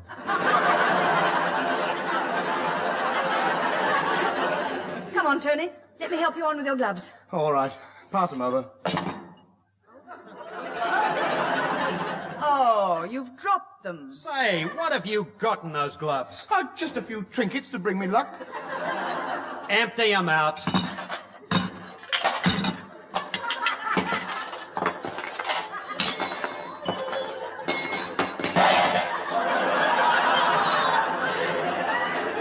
Well, how do you like that? 4 horseshoes, a bus, rabbits, put a cast iron clover and a big lump of coal. I'm just a superstitious old fool. Put 'em back. Let's see if I got everything. Boots, socks, gloves, pajamas, toothbrush, suitcase. Good night. Come back. Tony, don't worry, darling. You'll be all right. I'll be thinking of you. When you're out there in that ring, I'll be out there with you. So will I. Good. Between the three of us, we should be able to give him a right bashing. Now, are you all set, Tub? I think so. Gum shield, gloves, trunks, braces. Braces? With boxing trunks? Certainly, nobody's hitting me below the belt. Hello, Tony boy. Everything all right? Oh, yes, I think so. Good. Fight starts in 2 minutes. Come on, I'll show you where to go for the weigh-in. Never mind that. Show me where to go for the way out. You're not going anywhere. Now, you stay here. I stand to win a fortune tonight. Now, listen. Here's your instructions. As soon as the bell goes, you walk to the middle of the ring. And lay down? No. Oh. You've got to last the first round. It might look fishy otherwise. Now, the best thing you can do for the first round is backpedal. Pardon? Backpedal. All round the ring. Oh, we're on bikes. We're not on bikes. There's no need to shout. I didn't know. I wish I hadn't come. Now, don't forget. You take your dive in the 2nd or 3rd round, but whatever you do, don't lay down before he hits you. It don't look right. Now, Billy and me will be in your corner. Good. If I want anything, I'll just scream, shall I? Right. Now, get out there and perform as though your life depends on it, because, believe me, it does. Isn't it marvelous? I only wanted to lose a bit of weight. Good luck, Tony, darling. Give me a big kiss before you go. Thank you. Can I have my gum shield back now?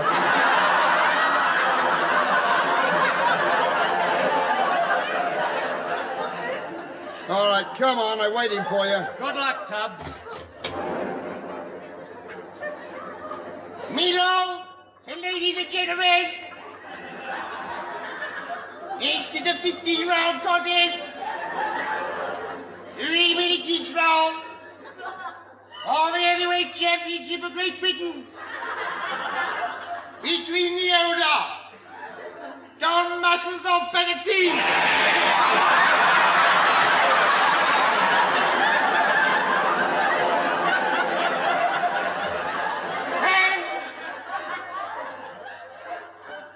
And the challenger, 2-ton Tony Hancock of Birmingham. That's it. Good night. I must go. I just remembered I got to bury my grandmother. Your grandmother's not dead. I know, it is now going to be a struggle. Tony, you can't disappoint your fans now. Besides, it's being broadcast. You'll have to go through with it. I'm scared. Look, my teeth are chattering. Well, take them out and put them in a water bucket. He had them. They're still at it. Too late now. The fight's just going to start. Well, good evening, everybody. This is Paul Carpenter speaking to you from the White City Stadium, where we're just about to witness the fight for the heavyweight championship of Great Britain. The announcements have been made, and the referee has called the two fighters into the center of the ring. The referee's resting his hand on Hancock's shoulder, and Hancock's down. That's all right. He's recovered. They're back in their corners. And there goes the bell for round one. Straight away, the champion opens up a straight left, another left, a right cross, a left hook, another left, another left. Oh, yes. I thought this would happen. The referee is telling Hancock to come out from under his stool. Now the champion is really letting fly. A right, a left, another right. Ooh, a vicious left there. And now Hancock's found an opening between the ropes. He's halfway up the aisle. He's reached the exit. They've got him. They're bringing him back. He's in the ring again, and straight away a left to Hancock's jaw, and Hancock's down. He's up, he's down, up, down, up, down, up, down. Get your foot off me, Brayson! We'd better sling the towel in quickly. Why? His pants are falling down. What a fight this is. 6'9" versus 5'6", and now Hancock is fighting back. He throws a left, a right, another left, another right, a left, a right, and another left, another right. And yes, the champion's left knee is definitely showing signs of punishment. Now there goes the bell for the end of round one. Come in, Barry. He can come in here if he likes. Oh, where's my stool? Well done, Tony boy. How you feeling? I'm worried. He's found me weak spot. Has he? Where? All over. Tony, darling, you were wonderful. Why, you could even beat him. The way you keep bashing his gloves with your nose has got him worried. Well, now, don't forget, Hancock, you lie down in the next round. It'll be a pleasure. And so we come to round two, and straight away the champion cuts loose. A left to Hancock's head.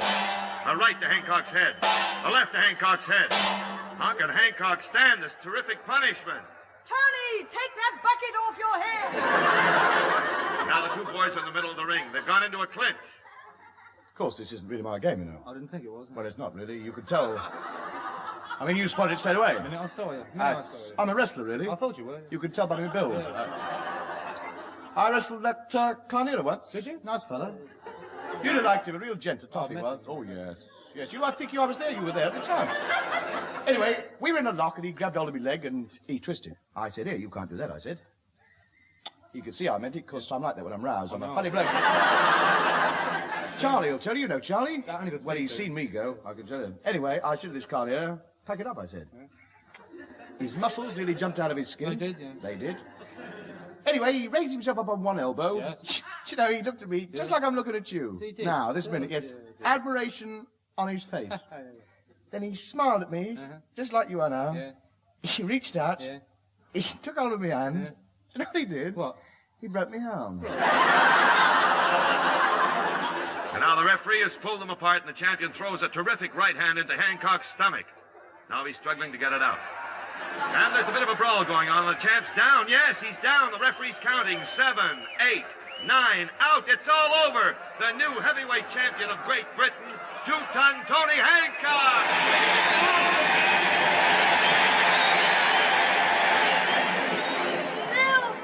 Bill, he's done it. He's beaten him. Good boy, Tub. This is fantastic. Hancock looked all over a beaten man. I don't quite know what happened, but he must have pulled something out from somewhere, because the champ is out cold. And over now to Hancock's corner, his manager, Sid James, is walking over to congratulate him. You stupid, fat, lumbering clock. I'm ruined. I thought I told you to lie down. I tried to lie down. I was just falling backwards when his glove got caught in my braces. What happened, Tony? I sprang back and clattered him with my head. And now you're the champ. A few more fights and we'll all be rich. We can fight Rocky Marciano, Ezzard Charles, Jack Gardner. We can fight them all. Can't you, Tub? No, I'm not fighting any more of those big boys. But, Tub, you can't do this to me. I'm the best friend money can buy. Now, listen. You and Maura put me on a diet, remember? I'm supposed to be getting me weight down. I'm too light for the heavyweight. I've already decided who my next opponent's going to be. Who? Gordon Richards. Maura, I'll have me prunes and carrots in the dressing room, please.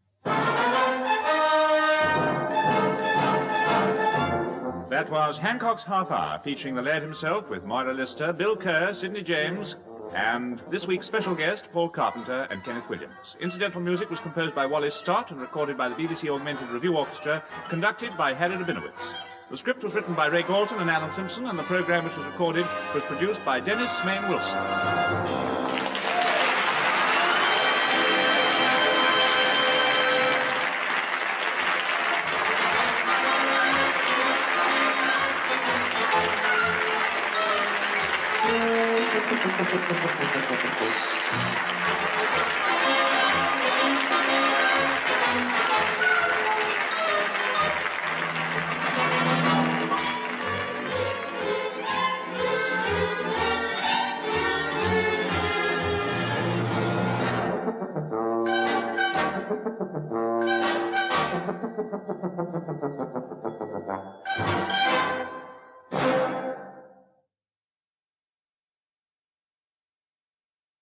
The BBC presents Tony Hancock with Moira Lister, Bill Kerr and Sidney James in Hancock's Opera.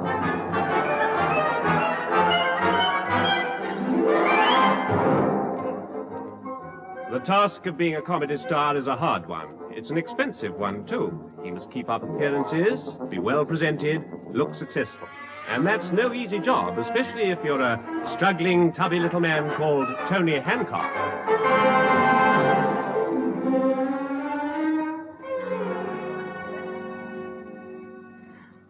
Well, I don't mind telling you, I'm just about fed up with it. Every time you pick up a paper or a magazine, it's the same. Look at this. Mr. Terry Thomas at the wheel of his Rolls-Royce. This one here, Mr. Max Bygraves arrives at the studio in his American limousine. And this here, this one, Mr. Jimmy Edwards buys new 100-mile-an-hour sports car. Well, it makes you sick. Oh, well, I suppose I'd better get down to the theatre. Here, I'll go and get your bike out. All right. Don't rub it in. Shall I take the beer crates off the front? No, leave them there. I got a late delivery tonight. Tony, haven't you got any pride at all? A man in your position doing beer rounds in the evening. It's lucky for you that I do. If it wasn't for that 7 and 6 a week, I wouldn't be able to take you out to dinner every night for a start. 7 and 6 a week. Where can you take a girl out to eat every night on that money? You mind your own business. Go on, tell him. Tell him what happened there last night. No? I want to hear more about this restaurant. What did happen, Moira? A bus ran into the back of it and the horse bolted. Tab, fancy taking Moira to those places. How mean can you get? I am not mean. I wouldn't mind taking Moira to the Dorchester, the Ritz, or the Savoy. Well, why don't you? Because they don't sell hot meat pies at a tenner a ton. I need every penny I can get. I'm saving up to buy a car. A car? Certainly. Do you realize I am the only comedian in the country who hasn't got a car?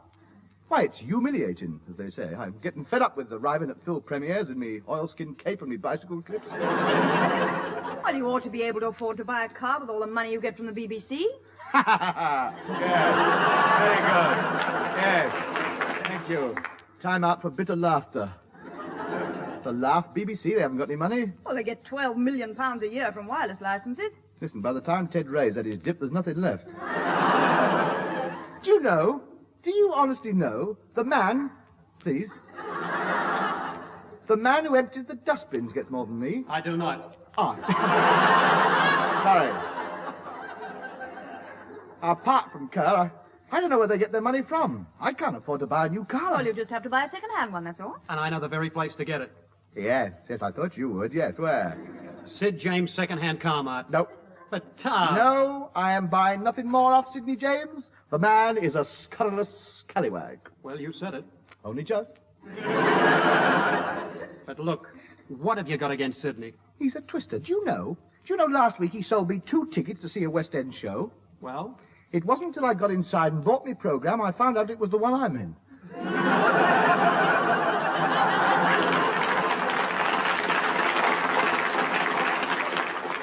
But look, Tub, this is different. Sid won't be able to twist you with a car. You'll be able to see what you're buying. Besides, you can take an expert along with you. Such as whom? Me. I'm not a guest. Look, I'm a mechanical genius. I'm your pal. Yeah. I wouldn't let you down. There's nothing I wouldn't do for you. Yes, And we there's invented the wheel, nothing didn't I you? don't know about machinery. No, yes, very good. Why, I can have a car to bits in no time. The way you drive, that's not difficult. Well, it won't do any harm going down to see what cars Sydney's got to offer, Tony. He may have just what you're looking for. Yeah, and if you don't like what he's got, you don't buy it. It's as simple as that. All right, we'll go down and have a look at Sydney's stock. Better take some of me savings down there.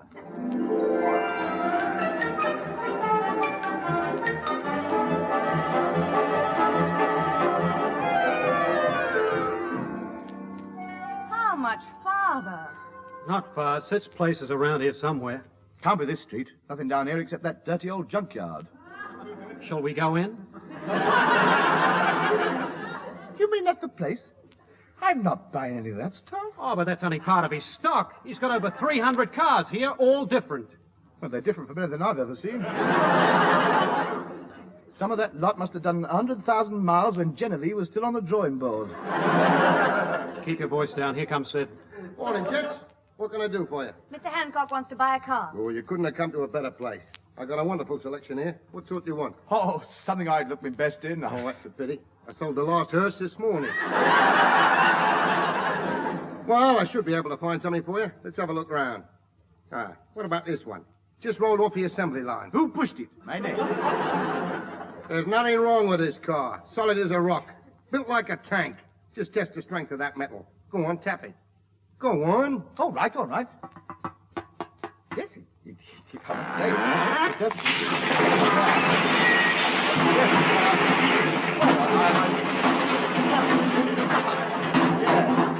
Yes.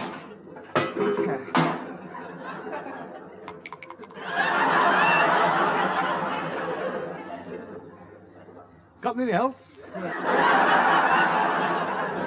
Well, let's see now. Oh, here's one. Just the car you're looking for. Lovely model. One of the finest cars in the yard. It's a bit old, isn't it? Old? It's in beautiful nick. Look at the workmanship. Look at those headlights. Yes, they're lovely. Can you still get the wicks for them? Well, anyway, it hasn't been used much. Still got the original tires. Yes, those solid ones do last, don't they?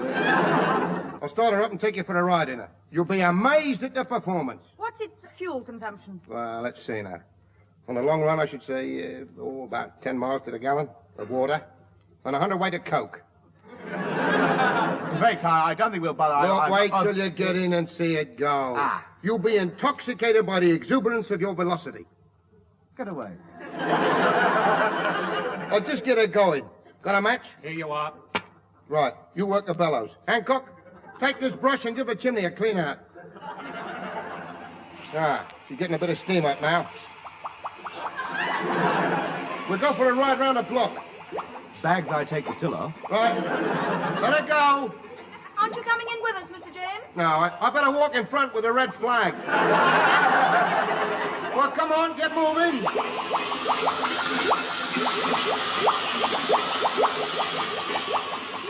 She won't move. Have you got the brakes off? Yes, they've been off for years. No brakes? Well, how do you pull up? Stick your hand out, grab hold of a lamppost. It still won't move. There must be something wrong. All right, put the fire out. We'll have a look at it. Billy, crawl underneath. Okay. I found the trouble. What is it? Well, you know the centrifugal transmission joins the throttle and the intake manifold through the ignition distributor? Yeah. And you know the transmission meets the differential just behind the universal couplings under the half shaft? Yeah. Well, we'll have to look around the yard. They're not here. Well, never mind. Give it a push. That'll start it. Right? All aboard? Let's get going.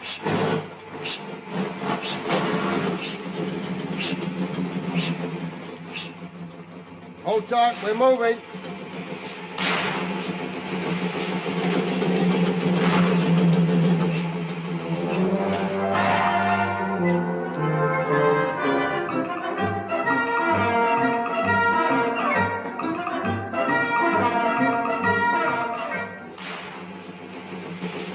Now, what I tell you?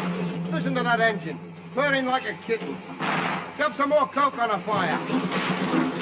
All right, open her right out. Let's see how far she can go. Come on. We can pass that bloke in front if we tried. Well, I don't know. He's walking pretty fast. Bill, stick your hand out the window, wave that tortoise on. Look out! We're going downhill. Quick, put the brakes on. How can I? We haven't got any. Do something quickly. We're gaining speed. Hancock, stick your hand out. Grab hold of that lamppost. Look out, we're going.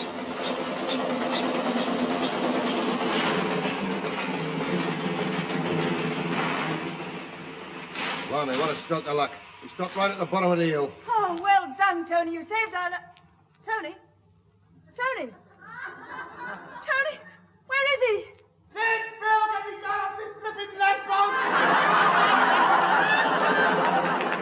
Boy, must have been quite a jerk. Why? His trousers and shoes are still here. Sorry,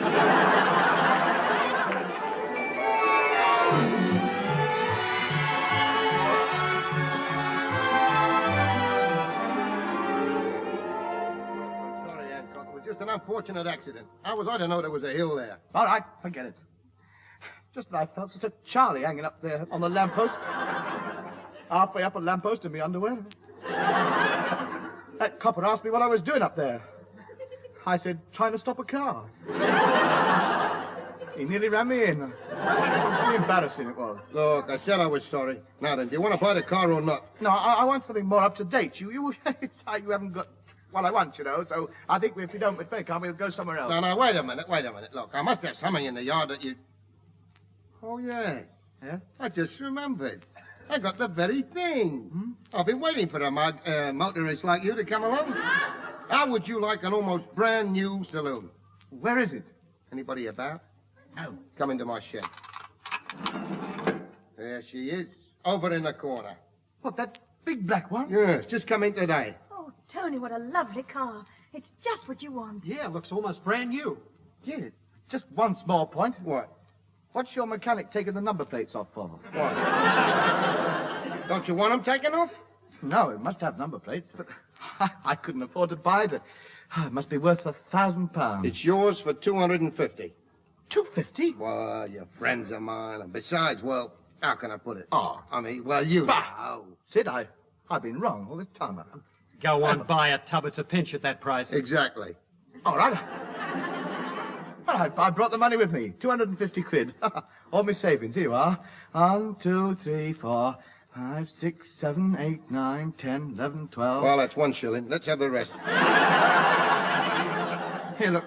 Take the sack. It's about right. Good. Car's yours. You can drive it away. And don't tell anybody where you got it. They'll all want one. Oh, we won't. It's all right.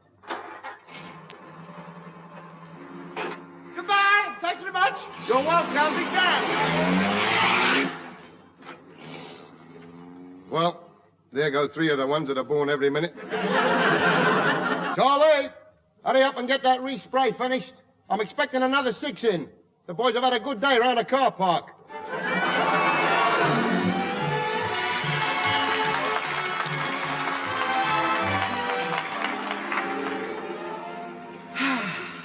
This is the life.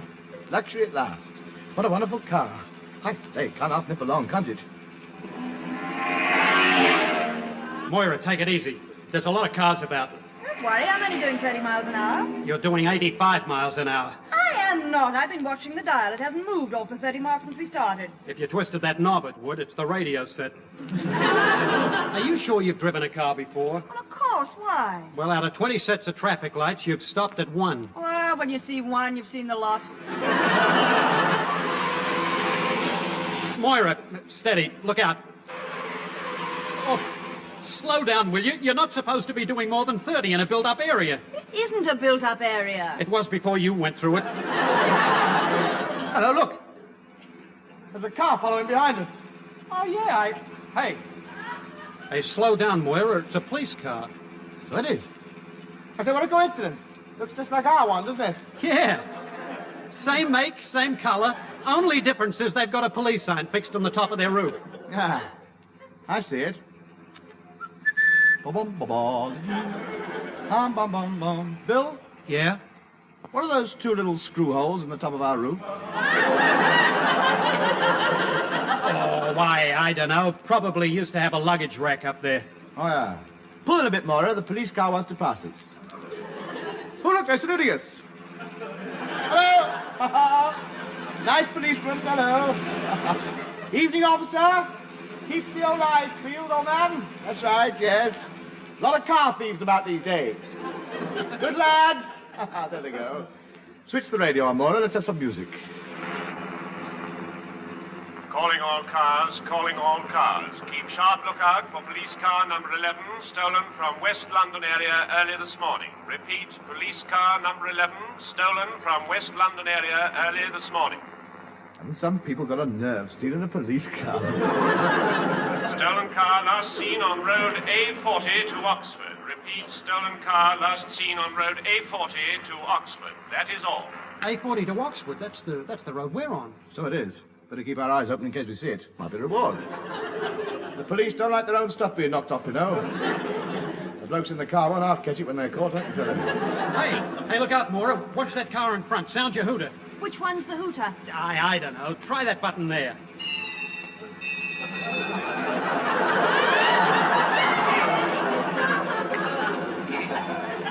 That's a funny hooter. Well, it made him pull over. I say, he's gone white. Look, he's putting a 10-shilling note in his driving license. Calling all cars, calling all cars. Stolen car number 11 just reported seen approaching a public house called the Dog and Duck. Approaching public house called the Dog and Duck. That reminds me, I could do with a drink. Good idea. Let's pull up at the Dog and Duck over there. Hey, wait a minute. The Dog and Duck. That stolen police car's passing here. Where? Quick, let's have a look. I can't see anything. We're the only car on the road. We're the only... Passing the Dog and Duck? The A40 to Oxford. 2 holes in the roof. Bell on the front. Black. Same make. Radio connected to the police station. Got it cheap. Of Sidney James. Marla? Yes? Quick, turn left up the road here. There isn't a road there. Oh, don't just sit there. Turn left and make one.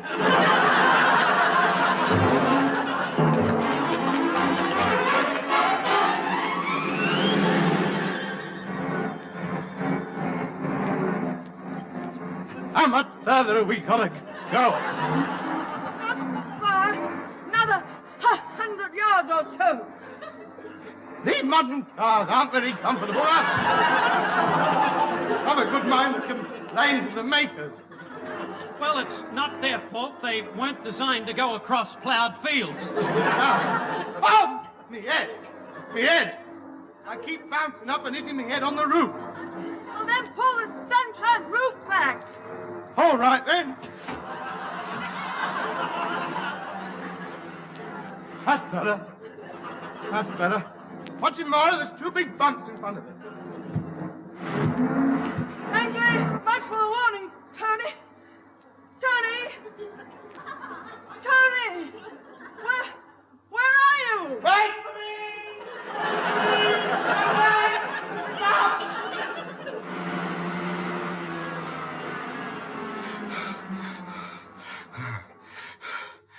You and your open roof. Took off faster than Jet Morgan. Didn't half come down with a wallop. Oh, did you hurt yourself? No, but that farmer's got half an acre of mashed potatoes.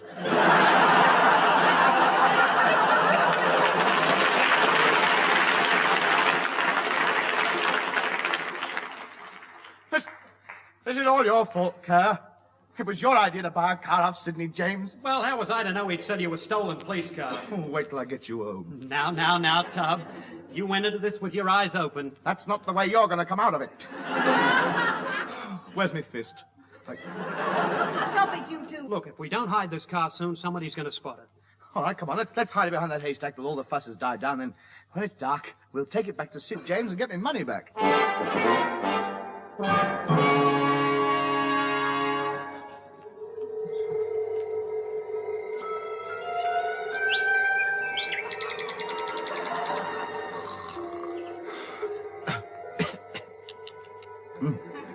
Well, what's that?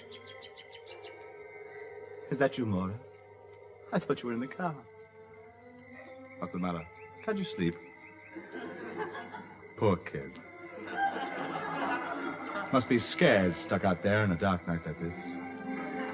Never mind. Let Anthony take care of you. Ah, how romantic this is.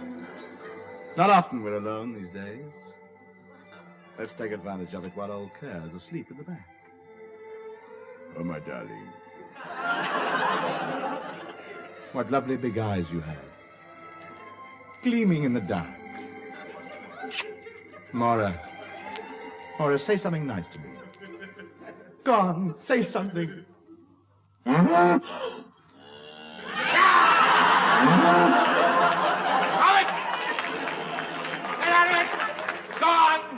Back to your bucket. What's all the noise? Tony, what have you been doing to that cow? Kissing it. I thought it was you. Thank you. No, I didn't mean I went over it. Should we dance? Hey, Tub, how about starting the car up and getting back to town? It's 3 o'clock in the morning, soon be past my bedtime. Oh, gee, I'm so tired. Yeah, I'll fall asleep tonight as soon as my boots touch the pillow. All right, just make sure the coast is clear. Switch that radio on, see if they're still looking for us.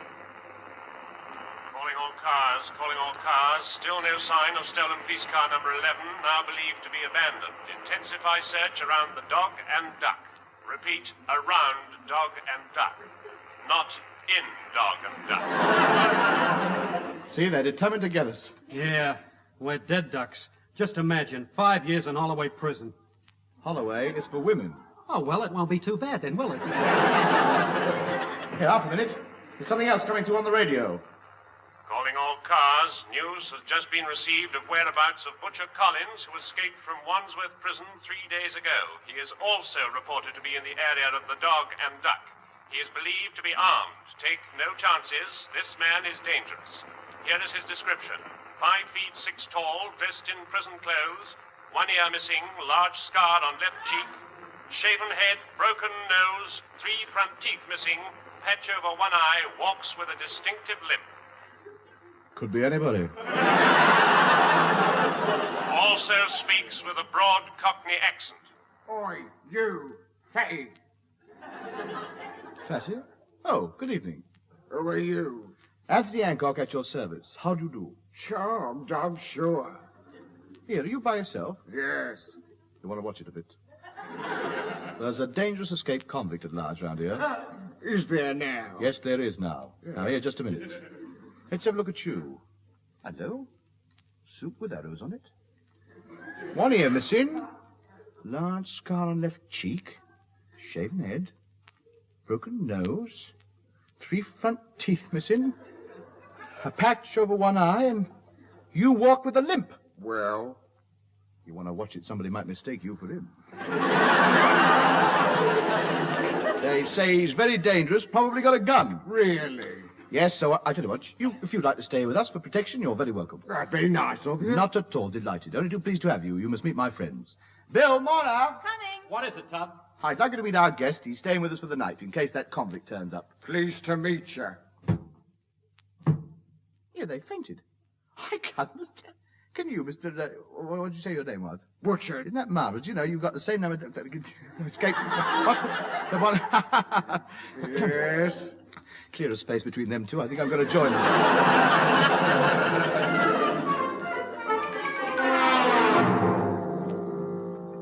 Right. Now you've all woken up. Let's get down to business. Look, do you mind pointing that gun somewhere else? I know I come from down under, but I don't want to go back there yet. All right. Shut up. 1 more word out of you and I'll drop me ball and chain on you. You've got a card here. I've got to get away. You're going to take me. Well, you won't get very far in that. It's a stolen police car. Yeah, every policeman in the country's looking for it. As soon as we leave this field, there'll be 50 patrol cars on our tail. We'll have to chance it. I'm not going back to that prison. It's terrible. I know. Yeah. Well, don't go. Oh, I know. It's all right. We spend all day raking up great big boulders into tiny little stones. It's not fair. Yeah, and then when we finish that, Yes? we spend all day cementing little tiny stones up the great big boulders. You haven't managed the library yet, then? No. No. We even work while we sleep. No, how? Yeah. Well, they make us snore into little tubes that blow up balloons with a policeman's ball. Yeah. I know how you feel. Come on. Oh. Get in that car and let's go. I'll sit in the back with a gun. And remember, One false move and the girl's dead. Well, I might as well be. I've had nothing to say for the last few minutes.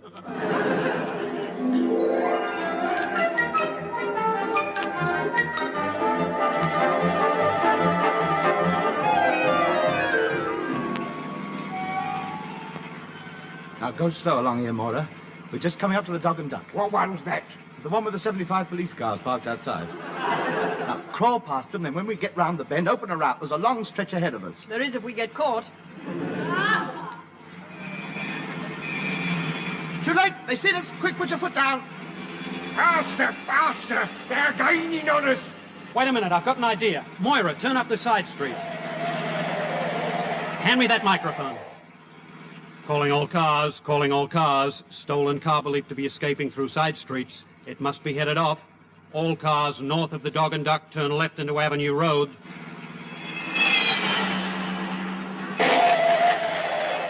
All cars south of the Dog and Duck turn right into Avenue Road.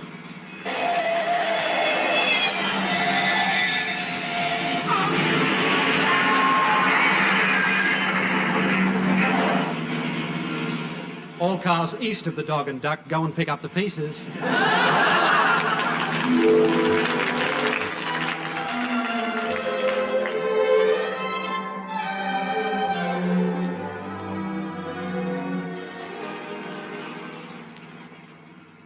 Where did you say you wanted to be dropped, Mr. Johnson?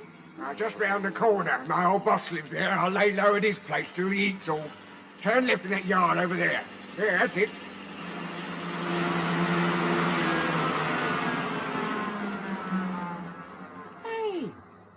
I recognize this place.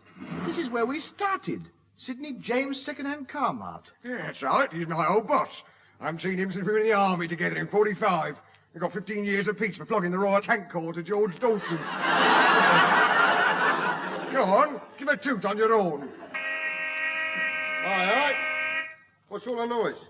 Hello, gents. Back already? I never expect... Blimey, look who's here. Butcher. Hello, Sid boy. So you managed to get out all right. Did you use that file I sent you inside that cake? No, file wasn't any good. Didn't matter, though. We slung the cake at the wall and we all got out. I found these mugs. They gave me a lift in their car. Which is what I want to have a word with you about, Mr. James. What's the idea of selling me a stolen car? Stolen? You'll beg my pardon. None of my cars are stolen. Well, where do you get them, then? We find them parked outside cemeteries, and we figure the owners won't be needing them anymore. Well, anyway, what are you going to do about it? Tony's paid his money and he wants another car. Look, lady, I'll tell you what I'll do. Seeing as you were nice enough to help Butcher here get away, and in consideration of all the trouble you've been caused, I'll give you another car in exchange. An even bigger one, no extra. Well, that sounds all right. Which one is it? A brand new one, only come in today. Are you sure this one's all right? I'll give you my word, you'll never regret it. Charlie, wheel that new open sports car out of the shed. Yes, the red one.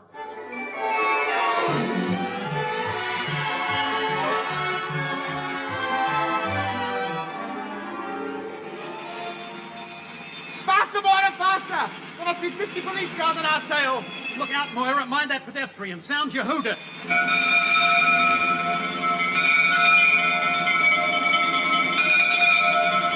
Red open sports car. He told me that ladder was for seeing over the top of buses.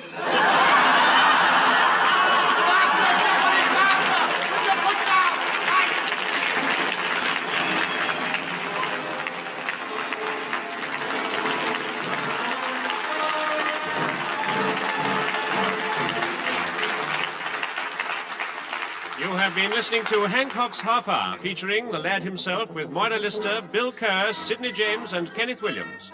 Incidental music was composed by Wally Stott and recorded by the BBC Augmented Review Orchestra, conducted by Harry Rabinowitz.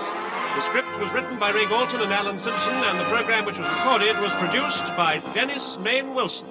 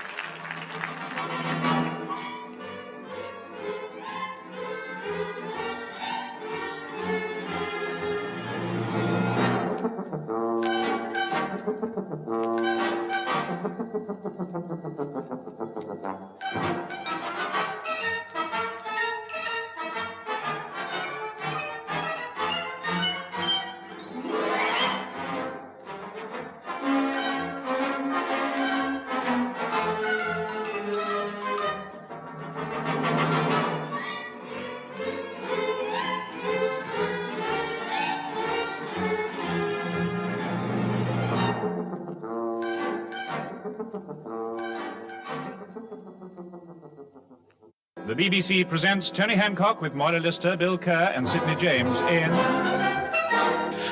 Hancock's our father.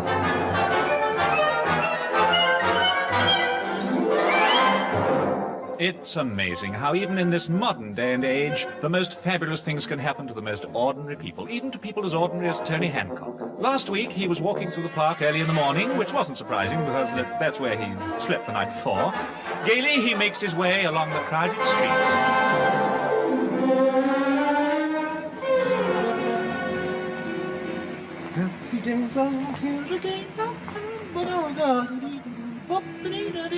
There he goes, a happy, carefree figure, resplendent in his army's surplus drill shirt, hand-knitted balaclava helmet, his best Sunday pair of plimsolls, the seat of his trousers shining in the morning sunlight. Past the butcher's shop, past the post office, past the fruit barrows, laden high with, put it back. Only want one? Put it back. He won't miss that little one there. Put it back. Oh, all right. Fine thing when you can't even whip a walnut for breakfast. On he walks, a smile here, a nod there, a cheery greeting to his friends. Morning, Charlie. Working? Oh, of course you don't have to, no. No, got 28 kids. Morning, Tosh. Waiting for the boozers to open. Oh, it's you, Vicar. Sorry, I didn't recognize you with the polar neck sweater on. Good elf. On his merry way he goes, not a care in the world, everybody's friend, and I say, look out! Watch where you're going! No! I beg your pardon? I'm very sorry, my fault. I didn't see you bending down there. Haven't hurt yourself, have you? No, I'm all right. I was looking for something in the gutter. You won't find any cigar ends down here. Not in this neighborhood. Have you tried Downing Street? Now, look, you got me wrong. I just happen to have dropped something. Oh, I'm sorry. Yes. Well, I'd help you to look for it, but I haven't got time. You know how it is. Very busy man, can't stop. What was it? My wallet. It had 80 pounds in it. Stop the traffic road up, you folks. Everybody off the street. That's it. All the cars round the back street. Put the notices up. That's right. Now then. That's a different proposition. Yes, the wallet. It's going to be very difficult to find it with all these people about. You realize that? It might take hours. Are you offering a reward for it? Yes, 10 pounds. Well, what a coincidence. It's under my foot all the time. Yes. Who'd have thought it? Now, isn't that really amazing? Of all the places it could have been, it just happened. It is amazing. Yes. Just happened to turn up in the very spot where I happen to be. It's fantastic. Yes. Lucky I was here. I mean, Yes. you might have been searching all day. Yeah, I know. Yes. It's very kind of you. Yeah, 10 quid, please. Look, I just better check and see if all the money's there. Well, it's all there. I counted it with my toes. Yes, 10 quid, please. Well, look, I can't give it to you just now. I need every penny of this 80 pounds. What are you going to buy? A pound of tea? I'll tell you what, you give me your name and address, and I'll see you get rewarded, all right? Hancock's the name. H-A-N-C-H-O-C-K. The H is pronounced, and anybody who says it ain't is ignorant. Hancock, address? Well, actually, I've just moved. They pulled down my old house to build a slum. Look, you know, the best thing to do is to call in at Mr. Bill Kerr's residence. You'll find me there on cold nights and after closing time. Well, you'll be hearing from me. Goodbye, and thanks again. Pleasure. Goodbye. Goodbye. How well? There goes the lad with his 79 quid. Taxi!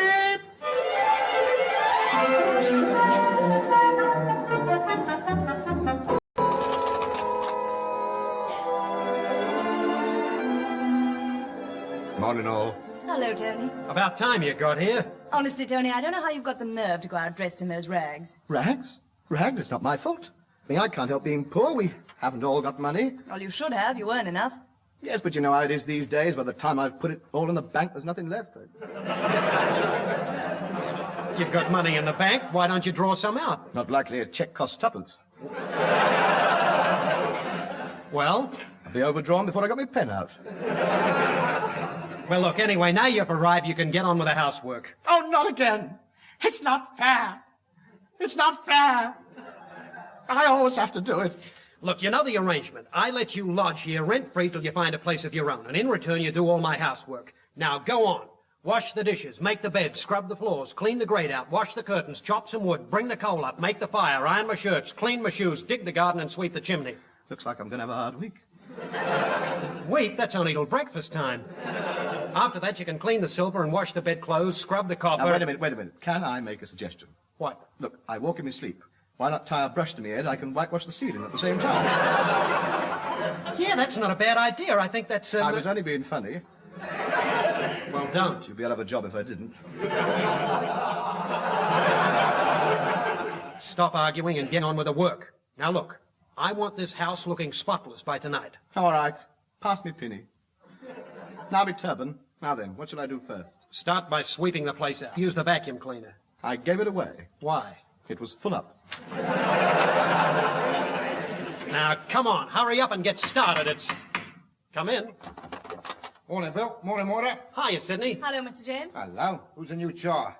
Plenty of meat on her, ain't it? I like 'em plump. Hello, my dear. You gonna be nice to me? If you pinch me there once more, I'll fetch this shovel right across your face. Oh, it's you, is it? Yes. What you got that turban around your head for? Tony's doing my housework for me. Work? Him? He can't even spell it. Oh, yes, I can. W-E-R-K.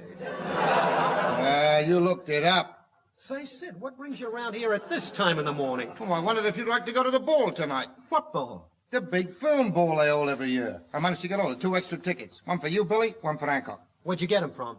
I'm not saying, but if anyone asks who you are, you're J. Arthur Rank and Marilyn Monroe. That's ridiculous. Neither of us bear the slightest resemblance to J. Arthur Rank. Do you want the tickets or not? Are you kidding? The National Film Ball's the biggest social event of the year. All the big stars will be there. Jane Russell, Ava Gardner, Shelley Winters, Gene Crane, Audrey Hepburn and Gene Simmons. Yeah, and and I've heard a whisper that royalty's going to be there. Who?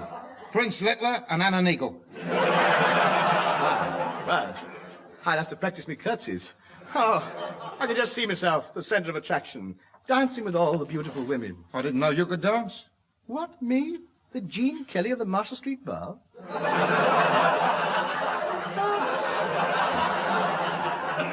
The lad with the educated feet? My. Ask any girl at the Hammersmith Palais who's the biggest creep in town. And I don't mind telling you, I'm not at the old-fashioned stuff and all. They don't half sit up when I do the lancers. Why? I use a real lance. It'll be wonderful. Can't you just see me? Lovely band, ain't it? Marilyn, stop bothering me. I'm dancing with Jane here. I'm sorry, Ava's after her. Then I'm doing a quick knees up with Rita.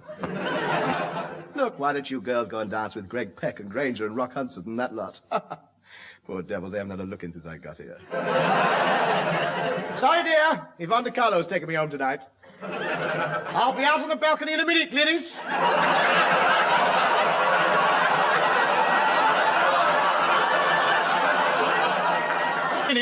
Glynis. Whip that tail off. It flaps around my feet something horrible. When I go dancing, I look so entrancing, they call me the bear of the ball. This is it, the chance of a lifetime. The chrysalis emerges from its cocoon. The rose finally blossoms into full beauty. The dawn sweeps the... Okay, Dawn, here's the broom. Get going. You're not going to the ball. I never get any fun. You and Sidney always go out and enjoy yourselves when I'm left here all by myself. Piles of dishes in the sink. No fire. Nothing to eat. Abject misery. You've got the television set, haven't you? Go on, make it worse. Woe is me. And I did so want to go to the ball. Well, you're not going. There. I've torn your ticket up. You mean beast. You don't want me to go to the ball, do you? Because I'm more beautiful than you are. Now, let's face it, Hancock. You'd be out of place at a do like this, wouldn't he, Billy? Yeah, of course. And if you go to this ball, people will laugh at you, and you're not used to it. Thank you, and goodbye, Sidney Jane. I'll chance it. Come on, lads. Please let me go. It'll be the only chance I'll ever get of dancing close to Jane Russell. What, a little bloke like you should be head and shoulders above you. I know.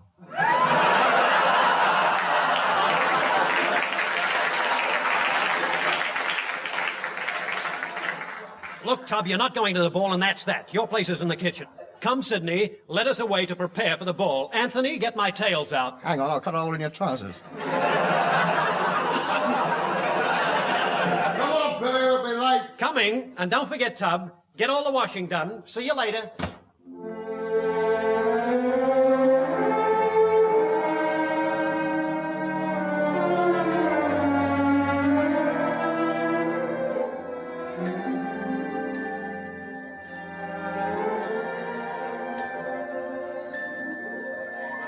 Woe is me.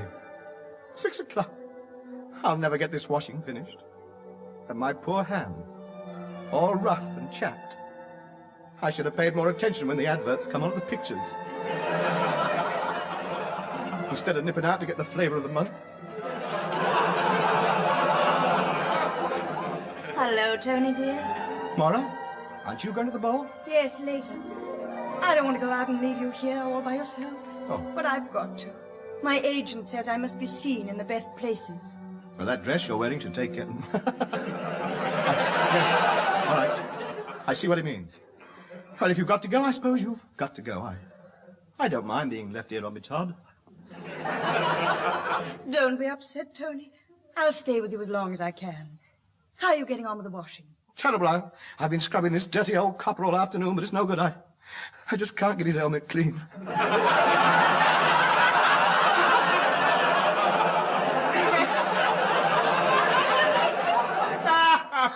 Laugh, clown, laugh. Oh. What soap powder are you using? Have you tried any of those coupons they push through the door? Yes, but they're no good. They just get soggy. Oh, it's no good. My heart just isn't in it. I want to go to the ball. I want to dance with all them beautiful film stars. Oh, so I'm not good enough for you now. Is that it? No, of course not. I still like you, Maura, but, well, you know how it is.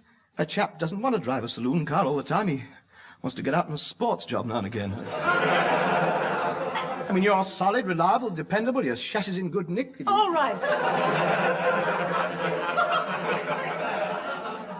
Thank you. We don't want an AA report.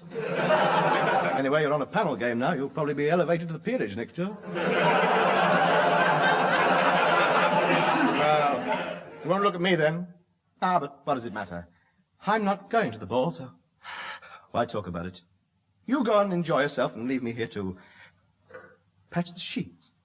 Oh, how unhappy I am. Oh, come on, Tony. Cheer up. I tell you what, let's pretend we're at the ball. What, here in this dirty old kitchen? Not a dirty old kitchen, a magnificent ballroom. Come on, let's dress you up. Put this bucket on your head. There. That's your top hat. Maura, I'm worried. Why? It fits.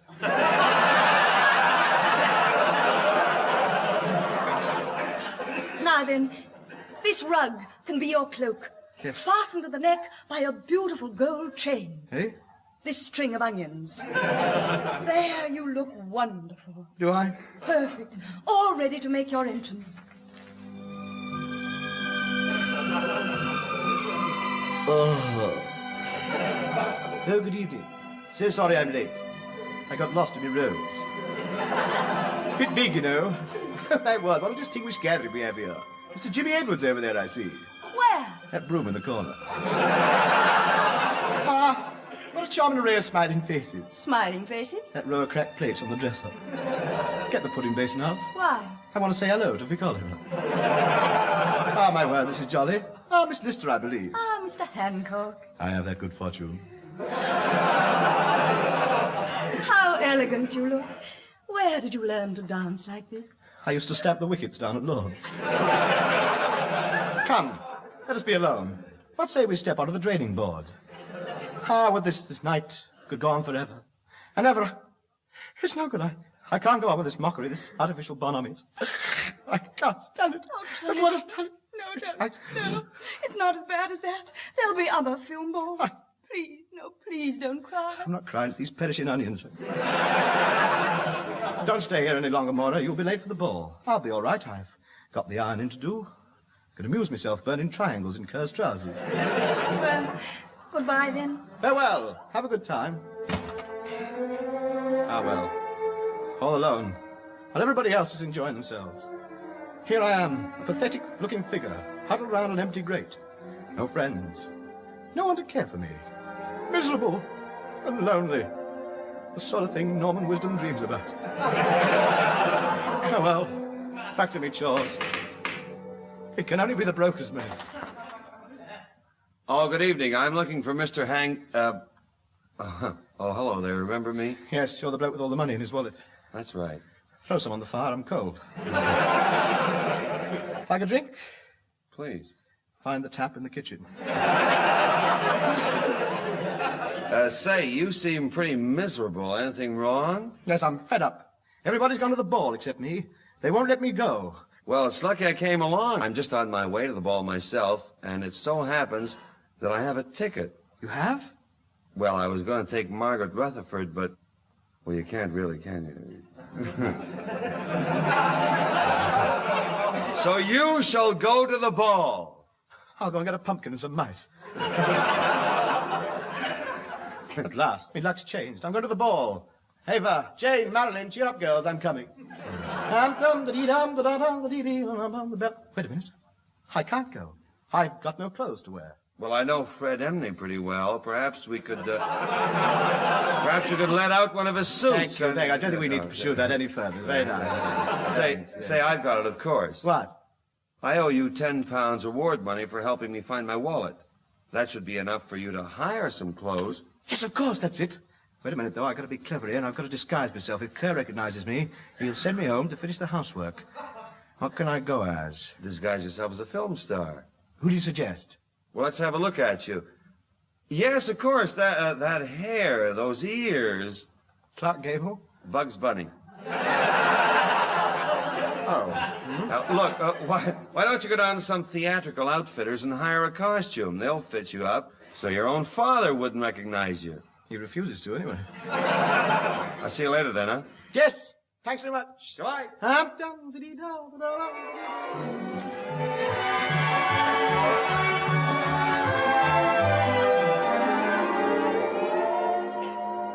So you want to hire a costume, ain't it? All right, then. Now the measurements. Where's the tape? 42.5 inches.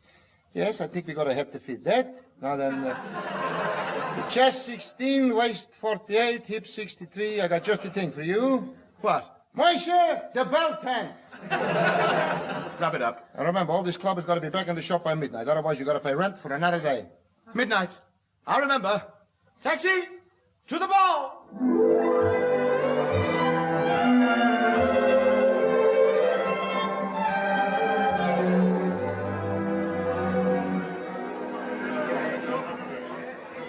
Oh, boy, Sydney, what a great ball this is. I was just dancing with Gene Simmons. Stuart Granger came up and said, excuse me. Oh, Gene was so disappointed. Yeah? Yeah, she wanted to dance with him. How you been getting on, Sid?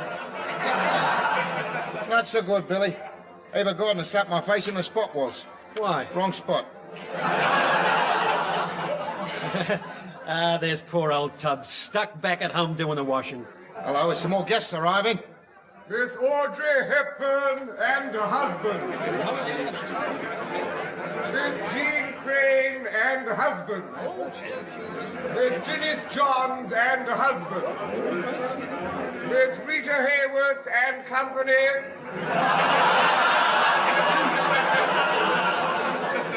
Here's Royal Highness Sheikh Ali Aga Hancock. Hey, Sid, look at this guy in the turban and the beard. Yeah, who is he? Looks like an Egyptian. Could be. Shaped like a pyramid. Well, he's certainly the center of attraction. Everybody's crowding around him. Greetings, my friends. Greetings. Salam, salam. Nasa Nagib, Shish Kebab, Allah Akbar Rashid. Omar Abdul. Omar Khayyam. Omar Papal. Sort that lot out. Greetings, Your Highness. It is a great pleasure to have you with us. Enough chatter. Where's the women? I want to dance with them film bits, as they say in the East. Certainly, Your Highness. But first, we should like to present to you your hostess for this evening. The young lady who leads the reception committee for all the film actresses here tonight. Oh, this is it. What I've been waiting for. My Princess Charming. Must be Jane Russell or Penny Lamar, Ava Gardner, Audrey Hepburn. I'm easy to please. Oh, get in there, lad. It's your birthday. And here she is, Miss Dora Breyer.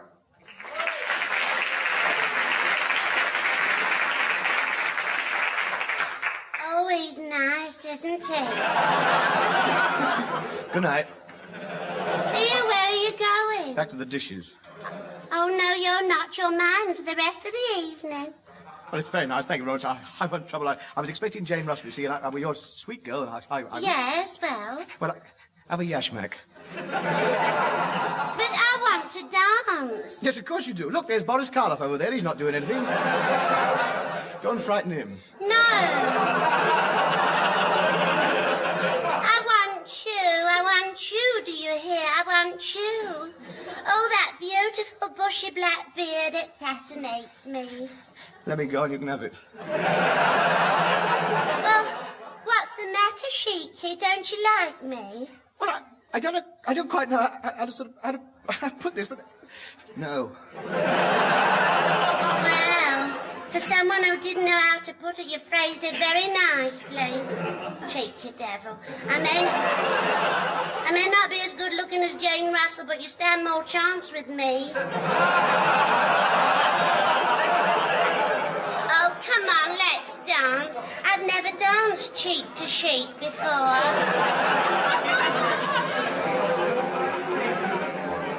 Oh, listen. The lark is singing on high, and you Beautiful. are here so Yes, dear, very high. good. Lovely. Here we go. Left hand down. Keep to the near side, except when overtaken. Oh, the lark is singing on high. Oh, isn't it lovely? As I waltz around the room with you, I feel everybody staring at us. I don't doubt it. I'm doing the Charleston. Oh, you are a beautiful dancer. You just glide across the room. My feet don't seem to be touching the floor. No, not surprising. They've been on mine since we started.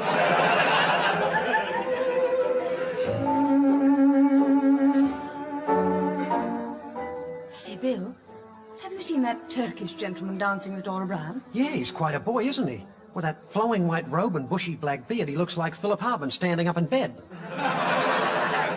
Doesn't he rather remind you of Tony in build? Oh, no, he's much better looking than Tony. Well, how can you tell? That beard hides his face. Precisely.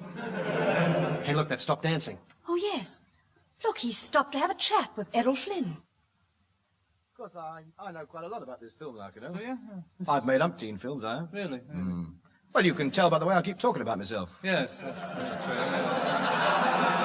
I do. I was never the star. I was a stand-in. I used to do all the dangerous stuff for blokes like you. No offence, of course. How's the yacht? Doing very well. Oh, nice vessel. Yeah. This particular film I'm talking about was about a bloke who captured Burma by himself. I was a bloke, yeah. Well, of course you were. Yes. I recognise the moustache. You didn't have one. No. That's right. This particular, do you remember this intimately? We were doing the scene where you jumped out of the aeroplane into the Japanese-held jungle, which was on fire thousands of feet below. Oh, yes, I remember. You remember the scene? Yes, yes. You were in bed when it was shot. Yes. Well, I was up in this plane with the cameraman and the director sitting in the cockpit behind me. Yeah. He says to me, the director, of course, he says, "This is the place. Go on, jump." Just like that. I said, "I can't. I left my parachute behind." He said, "That doesn't matter. Errol can take it. He's tough. Go on, jump." Now, I'm not blaming you for this. No, I understand. No, I mean, I know you didn't know anything about it. No, I was in bed. That's right. Of course you were. You were resting up for the big alligator scene when I swam across the river for you. That's right. You got a good memory. You were saying? Eh? You were saying? Oh, yes, it's my turn. Yes. But anyway, I told him straight I wasn't going to jump without a parachute. Well... I was firm about it, not rude, but firm. Yes. Well, you know me, I could be adamant. Very adamant, yes, very Pardon? I say very adamant. That's right. Yes. I'm easygoing. Easygoing up to a point, but beyond that point, I will not go. Well, anyway, he realised he was dealing with a man as strong-minded as himself. Well, he shrugged his shoulders, a soft gleam of admiration in his eyes, and he sort of half smiled and interested, like he said, "Are you strapped in?" So I said, "No." And then, with a gay little laugh, do you know what he did? What? He looped the loop. Excuse me, lover man. Haven't you gone home yet? Oh, come on, Sheiky, don't let's waste time. Gather me up in your big, strong arms, throw me across your white stallion and gallop off into the night with me, across the burning sands, to your tent in the middle of the desert where we can be alone. Throw me down onto the cushions, and with your eyes smouldering with all the hot-blooded passion of the East, rain your burning kisses down upon my eager, inviting lips, as I surrender my very soul to you. You playing hard to get.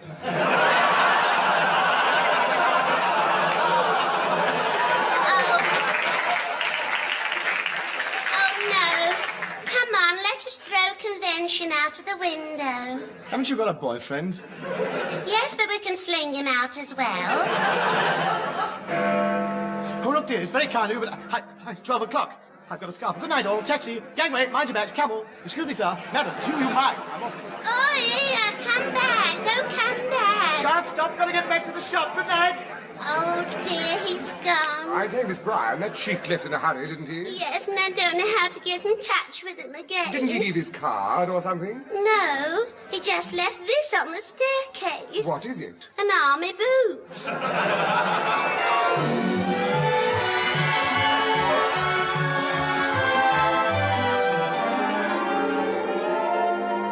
You should have seen it, Tub. This fat little sheik hails out of the ballroom so fast he leaves one of his boots on the staircase. Huh? What happened to it? We don't know. I think they handed it in somewhere. Well, that sheik's got the biggest feet I ever saw. The size of that boot. With 4 wheels on it, I could have driven it home. Who's that? That's strange. There are 4 soldiers out there carrying a boot. See what they want. Good morning. Can I help you? Good morning, madam. Have you got any men in this house? Yes. 3, if you count Mr. Hancock. Well, this army boot was handed in to us last night by a lady, a Miss Dora Bryan, who begged us to find out who the owner is. We'd just like the 3 men here to try it on and see if it fits any of them. Certainly, Corporal. No, much too big for me. Now you, sir. Right. There. That's quite a good fit. I got both feet in it. Well, that just leaves you now, sir. Oh, yes. There. Hey, it fits. Surprise, surprise. Is it comfortable, sir? Oh, yes. You're sure? Yes, very comfy. A perfect fit. Good. Martin, we got all the shop barracks. You're under arrest. What for? According to our record, the owner of these boots deserted 7 years ago. All right, quick, March. Now, look, I can explain. I didn't desert. It was all the others. They were advancing the wrong way. No, take me back. Bill, Sidney, come on.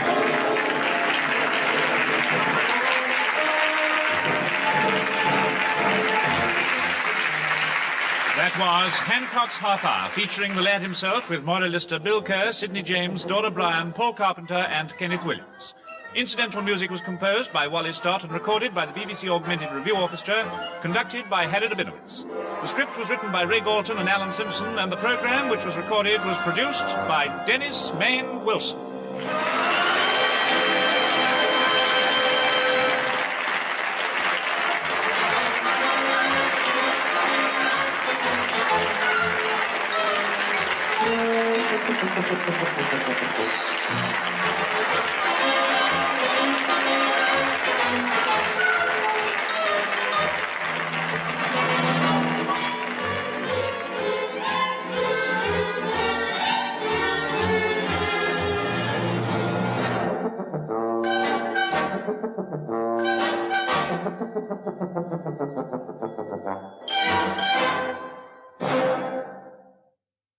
The BBC presents Tony Hancock with Moira Lister, Bill Kerr and Sidney James in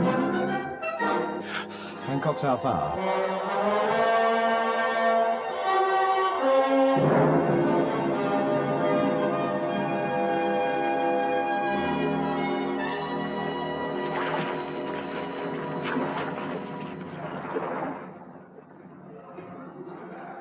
Any sign of the lifeboat yet, number 1? Poor devil's out of this weather.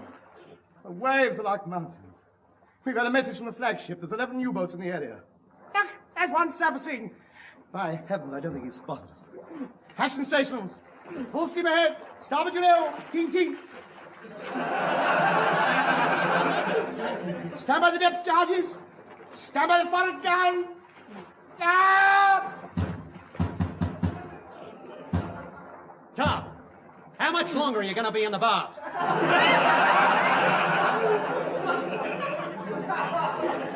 Come along, Bill. Just got to escort the toilet soap back to port. Well, hurry up. I'm coming in. Now listen, Tub, Oh, Toto, what are you laughing at? And I thought Moby Dick was just a legend. Come on, out of the bath. Half a minute. Mustn't let that German submarine get away. What German submarine? A scrubbing brush, stupid. Oh, good. Hooray. 3 cheers with the same. Good show. Here comes the aircraft carrier. HMS Soap Dish. On astern, we'll go and meet her. Whoop, whoop, whoop, whoop, whoop. Watch out. Rocks dead ahead. Big, great, black, craggy rocks. You kindly leave my knees out of naval woman. Hello, action station. Tickling again. Submarine sighted. Wolf pack. 10 periscopes just broken surface. Are your toes? I know. And what are you worried about? I'm not facing that way.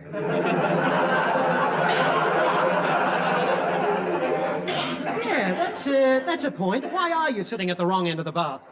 I've lost the plug.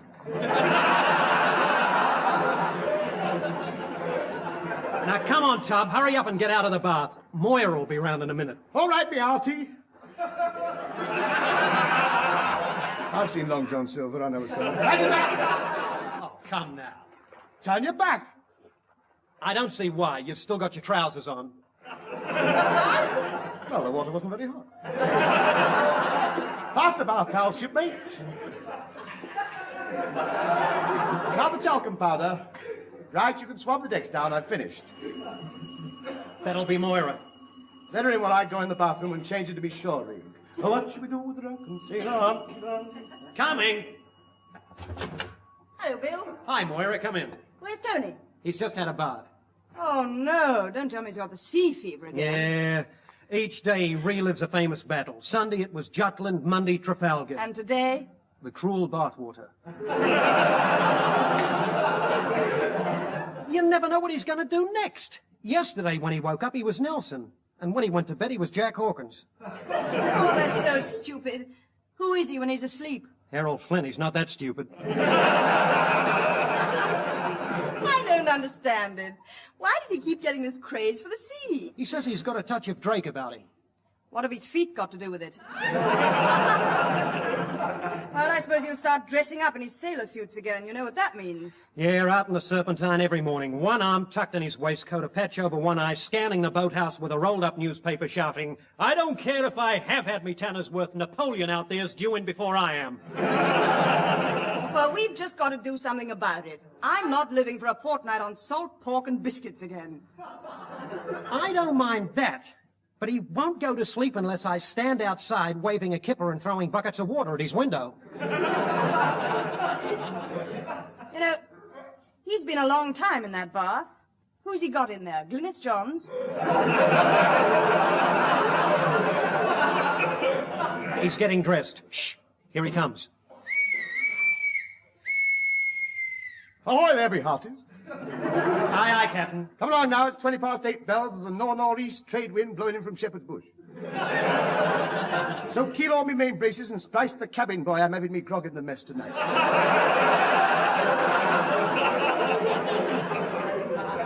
Shiver me timbers, a woman on board me ship. Open the front door, signal the number 7 bus to come alongside and cast her adrift in the High Street. Look, hornblower. Stop this nonsense and take off those silly clothes. Silly clothes? This is me sailor's set. It was made to measure. Yes, but you were only 7 at the time. That was 23 years and 14 stone ago.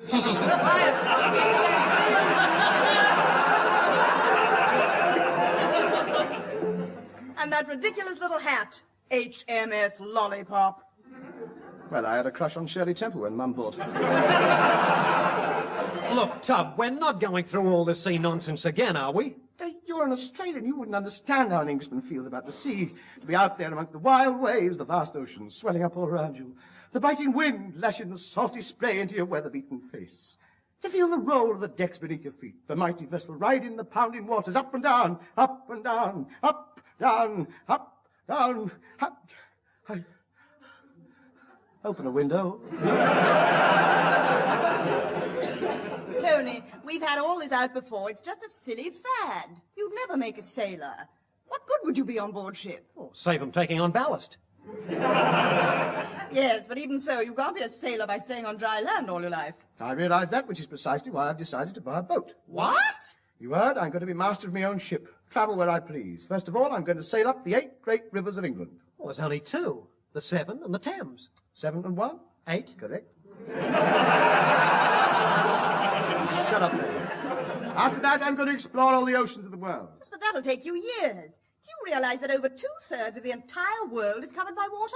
I'm not surprised. We've had a lot of rain lately.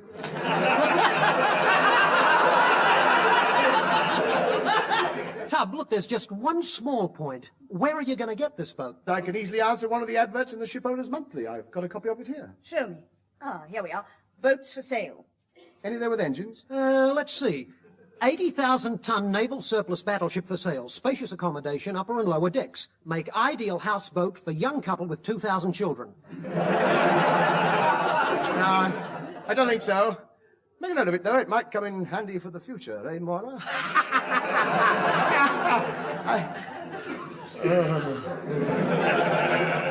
Any more, Bill? Yeah, look, here's one. All types of seagoing vessels for sale or hire. Immaculate condition. All craft guaranteed seaworthy. Must sell before the tide comes in.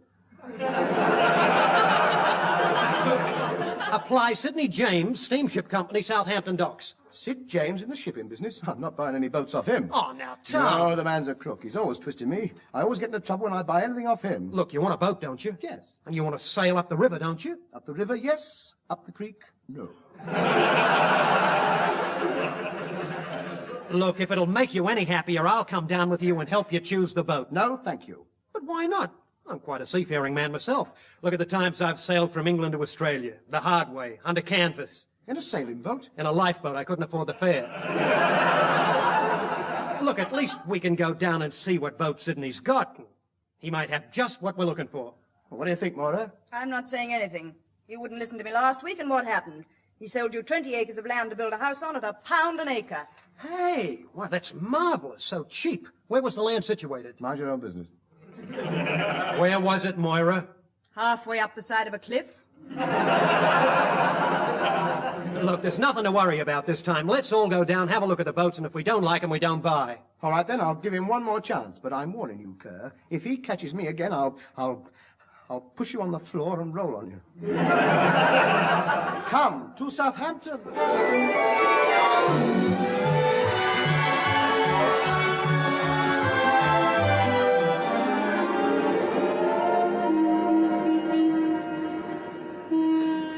Now then, what number pier is Sid on? 13.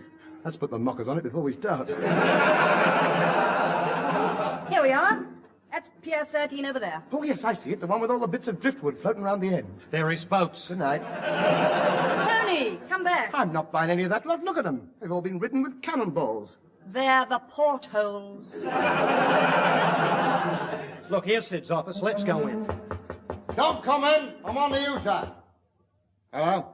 Hello, yes, that's it. Calais, France, 677931. Hello, Gaston? Oh, Pierre. E.C. Sid here. Hey? Oh, bon. Bon, very bon. How's vous? Oh, not so bon, eh? Oh, well, look, Pierre. About ce soir. It's all off. I can't get across. I'll have to pick up the fags and the brandy another night. No, the customs haven't tumbled.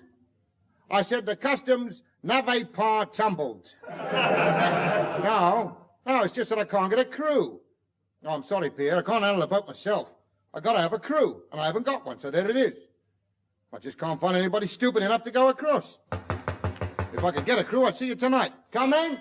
Hi, Sydney. Hello, Mr. James. Morning, Mr. James. Pierre, see you tonight. Well now, gents, what can I do for you? Tony wants to buy a boat. And you couldn't have come to a better man.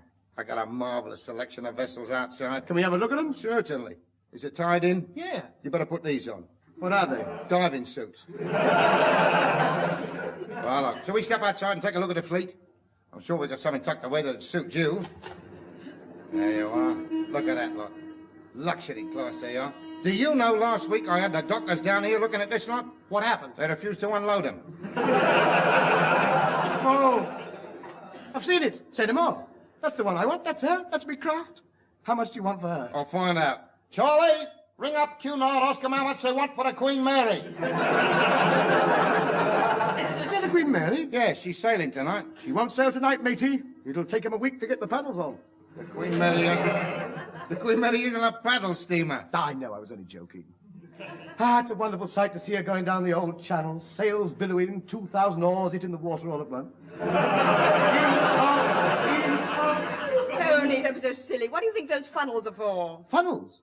Oh, the chimblies. Oh, well, it's winter. They got to have fires in the room.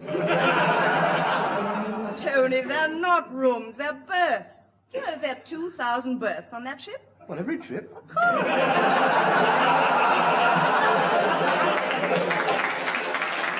Right.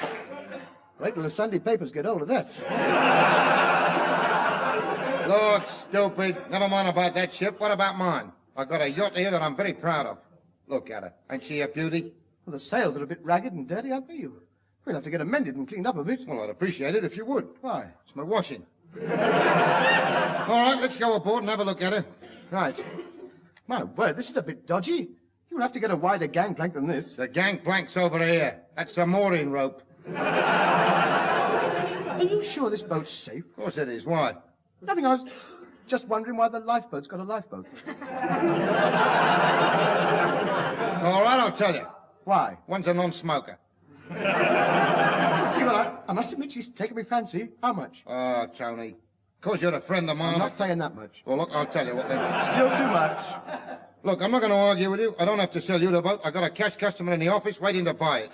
Oi, Sid, where's that firewood you promised? Later, I'm selling it. All right, Hancock, what about it? Well, I'll tell you what I'll do. Here's a peak cap with gold braid on. Oh, yes. Mora, cop the lad here. But Bill, Captain Horatio Hancock. Mr. Christian, I'll see you all hanging from the highest yardstick. 15 hairs on a dead man's chest, yo-oh, and it comes out here. What do you think, Mora? I think it suits you, Tony. I like the gold braid. Gold braid. Yeah. You know, during the war, we nautical men called it scrambled egg. Oh. What's wrong? It is.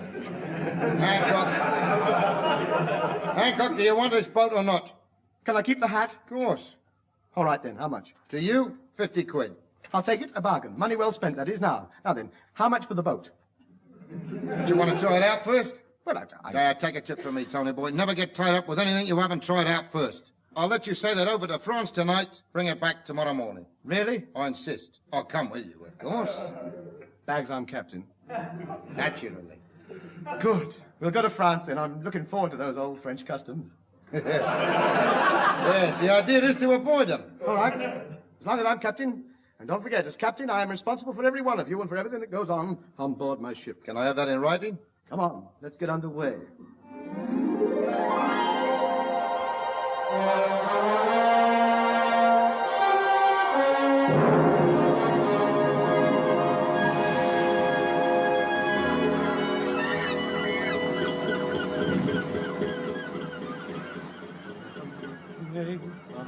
Oh, this is the line.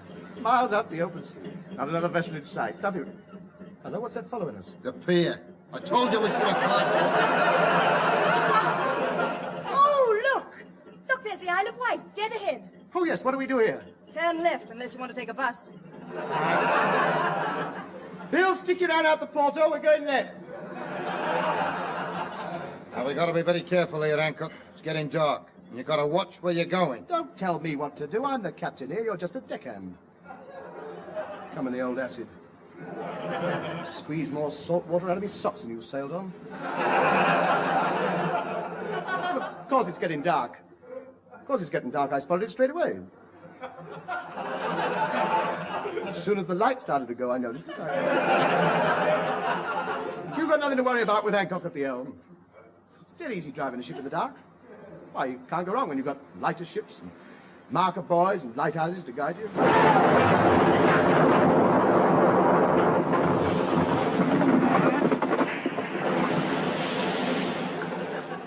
All right. What did you hit?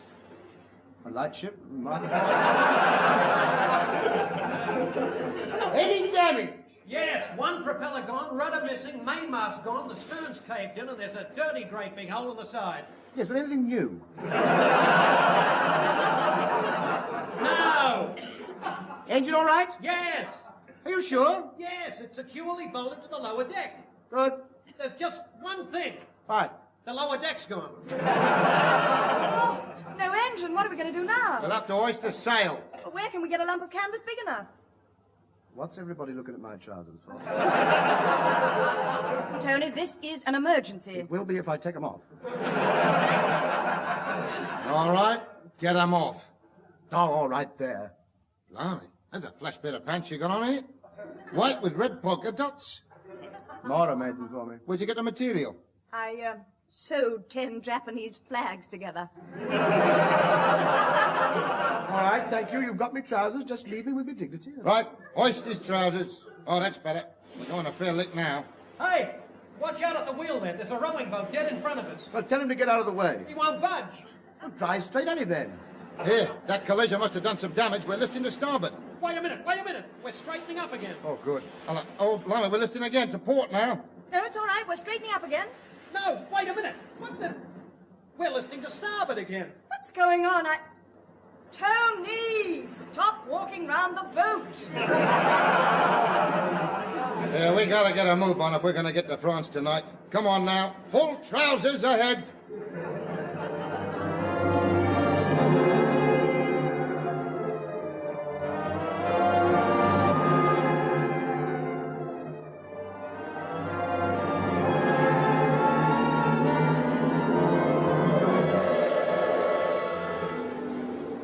What filthy weather. Any sign of the French coastline yet, number one? Well, I can't see a thing through the glasses, sir. Let me have a look. Well, of course you can't see anything. There's sunglasses. Fool, get off my bridge. It's such a night. Oh, what a night it is. It really is such a night. The moon is bright. Hancock, stop dancing about. We're listing again. Tony, just a minute. Turn round. Yeah? Yes. Has anyone ever told you you look like Jack Hawkins? No, not recently. Well, you know, you do. With that duffel coat on and that mug of cocoa, you're the living image of him in The Cruel Sea, and I ought to know. I was in it.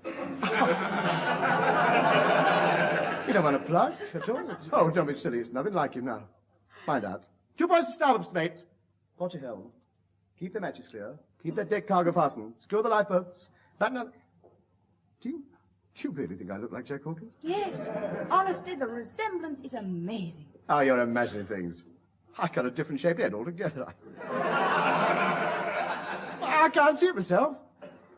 Batten out the hatches. Bring it on against the wind. Half speed. Keep it steady now. 2 more points to starboard. Watch that gibbet. Whatever it may be. Swing round the yardarm. Lower the boom. Break out those topgallants. Bill. Yeah? Do you think I look like Jack Hawkins? It's uncanny. Yes? No kidding. 16 depth charges at 30-second interval. That's one downer, I tell you. Are you sure there's nothing on the radar screen? This convoy must get through. Watch for torpedoes, zigzag formation. Periscope, action stations. All hands up. Hancock! Erickson, Captain Erickson to you. Wherever you are. Come down and give me a hand with this bucket. The ship's leaking. Well, put a bowl under it. I say, look! What's that light out there? Somebody's signaling to us. All right, put the brakes on. This is as far as we go. Hey, aren't we going to France? This is near enough. Stop the ship. I'm the captain here. Do as you're told and shut up. I don't like the look of this. Get behind me, Bill. Where are you? Behind Mora. I'm taking over from now on, and you'll do what I tell you, see? So it's mutiny, eh? Yes. Mutiny is an ugly thing. So are you, so shut up.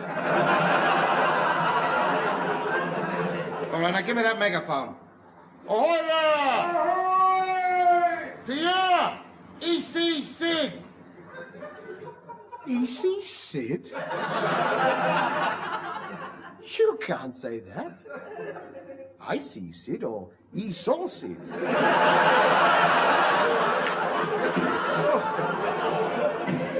Not EC, Sid. I'm not having that. Now, look, No, EC Laundry's all right. EC Bond's all right if you don't sing.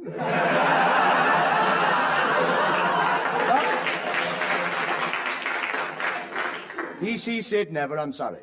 Stow your cab. Pierre! Bring your boat alongside. We'll load the stuff onto the deck. Tony, I've just realized what's happening. Sid's a smuggler. He's picking up contraband from this Frenchman and smuggling it back to England. We've got to do something. By heavens, you're right.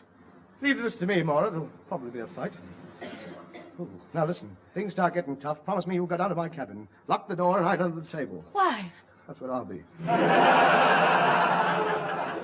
No, Tub, we can't let him get away with this. We've got to stop him. I'll come with you. All right, you first. All right, Pierre. Start slinging the stuff across. Just a minute, James. We're not going to let you get away with this. Smuggling is against the law. And we're going to see that you get what's coming to you. It's people like you who undermine the whole economic stability of the country, evading customs duty, just for your own selfish ends. What's inside those cases? Brandy. Up to you. Down your end of it. To me. Tony! Bill, what are you doing? Oh, now, keep out of it. There's a good girl, Maura. To me, girl, To Maura. Gently does it, that's the lot. Good lad, Pierre. Back tomorrow night with a bigger boat. Right. Turn round, back to England, quick.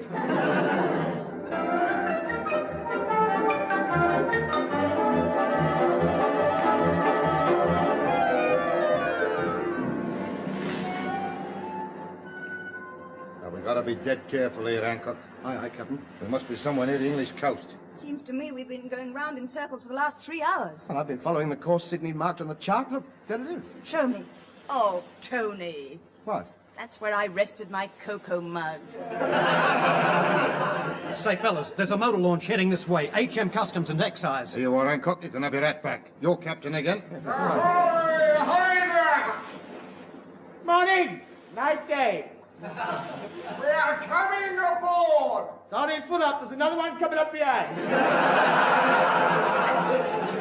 Now then, by Jove.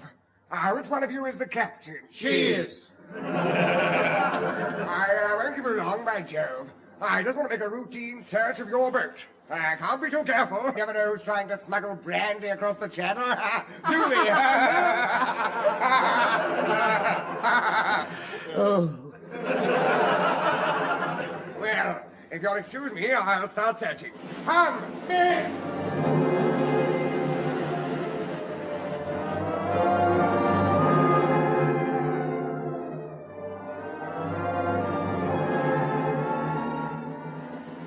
How much longer are those guys going to be searching?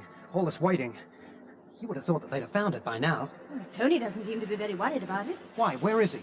Leaning over the side, talking to that customs officer. God, this isn't the first time I've been to see you, know. I didn't think it was, no. You can tell by my gait, can't you? Yes, you have got a big one, haven't you? Where's my teeth? They don't fit properly. I'm having them out next week. Oh. Anyway, as I was saying, during the war, I commanded a minesweeper. You swept mines? Well, you have to. They get filthy, you know. Anyway, from the first day I took command, there was trouble. Oh, there would be. There was. Yes. They resented me. Did they? Nothing was said, mind you, but there was that atmosphere, Yes, you know what I mean? yeah. Little things like knives sticking in doors just as you're going to open them. Yes. It's very dodgy. So anyway, do you think I look like Jack Hawkins? No. No, I just thought I'd ask. Well, as I was saying, the men didn't like me, see, because I was strict. I knew there was a conspiracy against me. There was a thief on board, but I couldn't pin anything down till the Tuesday. What happened then? The strawberries went. Did they? The strawberries went, and then I had them. Of course, nobody helped me. They were all against me. Yes. I didn't have a friend on that ship. Clicking these little steel balls in the hand doesn't annoy you, does it? No. It's very musical, huh? Musical? Yeah, I like it. Oh, I'm It's- pleased. yes. Good. But anyway, I confronted him with it. I said, where's the strawberries, I said. That's Adam. Oh, my word. They could see they were in for it, so they muted it. No. They gathered up one end of the ship and stared at me, nudging each other. Tapping their heads. Did they? I can see it. They thought I was ill. I wasn't. It was the strawberries. So I said, back your mutinous dogs, I'll have you court-martialed. Well, that was the turning point. Well done. They could see they was up against a born leader. They were uneasy, you know, uneasy they were. Oh, no, yes, yes. They could see they'd gone too far. I felt sorry for them. Did you? Because they were only kids, you know, just out of the jazz clubs. Yes, yes. To show them I didn't bear any malice, I made a peace offering. That's the start. I walked towards them with my hand outstretched. Yes. They appreciated that. They all rushed forward in a body, and with smiles of gratitude all over their faces, they came up to me and clasped my hand. Yeah. Do you know what they did? What? They threw me overboard. Excuse me, Mr. Hancock. Oh, I suppose you found... yes. 300 bottles of brandy. You didn't fool us, by Jove. Painted them all white and tying a note round them. Only 2 pints tomorrow, milkman. Yes. By Jove, this is the best brandy on the market. Do you realise that? Unobtainable in England. Worth a fortune. Oh, we'd have got more, but we didn't have a bigger boat. Too bad. Well, come along. By Jove. Our men.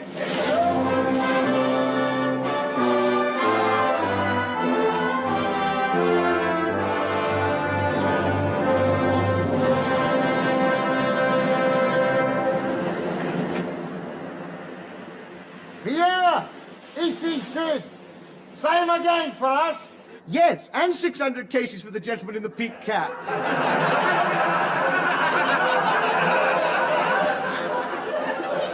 It was 600, wasn't it? Yes, by Jove. That's right. 5,000 crates for the Admiral. Yes, we got enough room.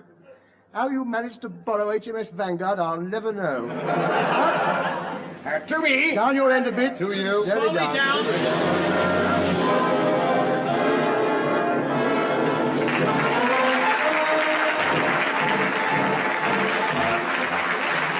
That was Hancock's Half Hour, featuring the lad himself with Moira Lister, Bill Kerr, Sidney James and Kenneth Williams. Incidental music was composed by Wally Stott and recorded by the BBC Augmented Review Orchestra, conducted by Harry Rabinowitz.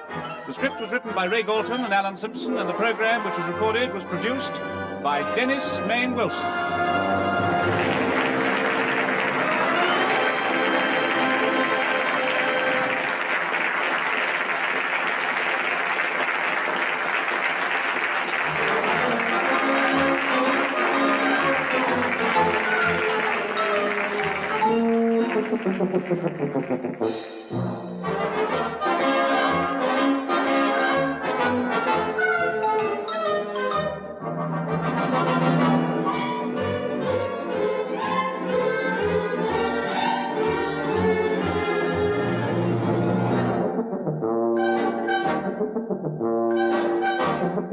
Thank you.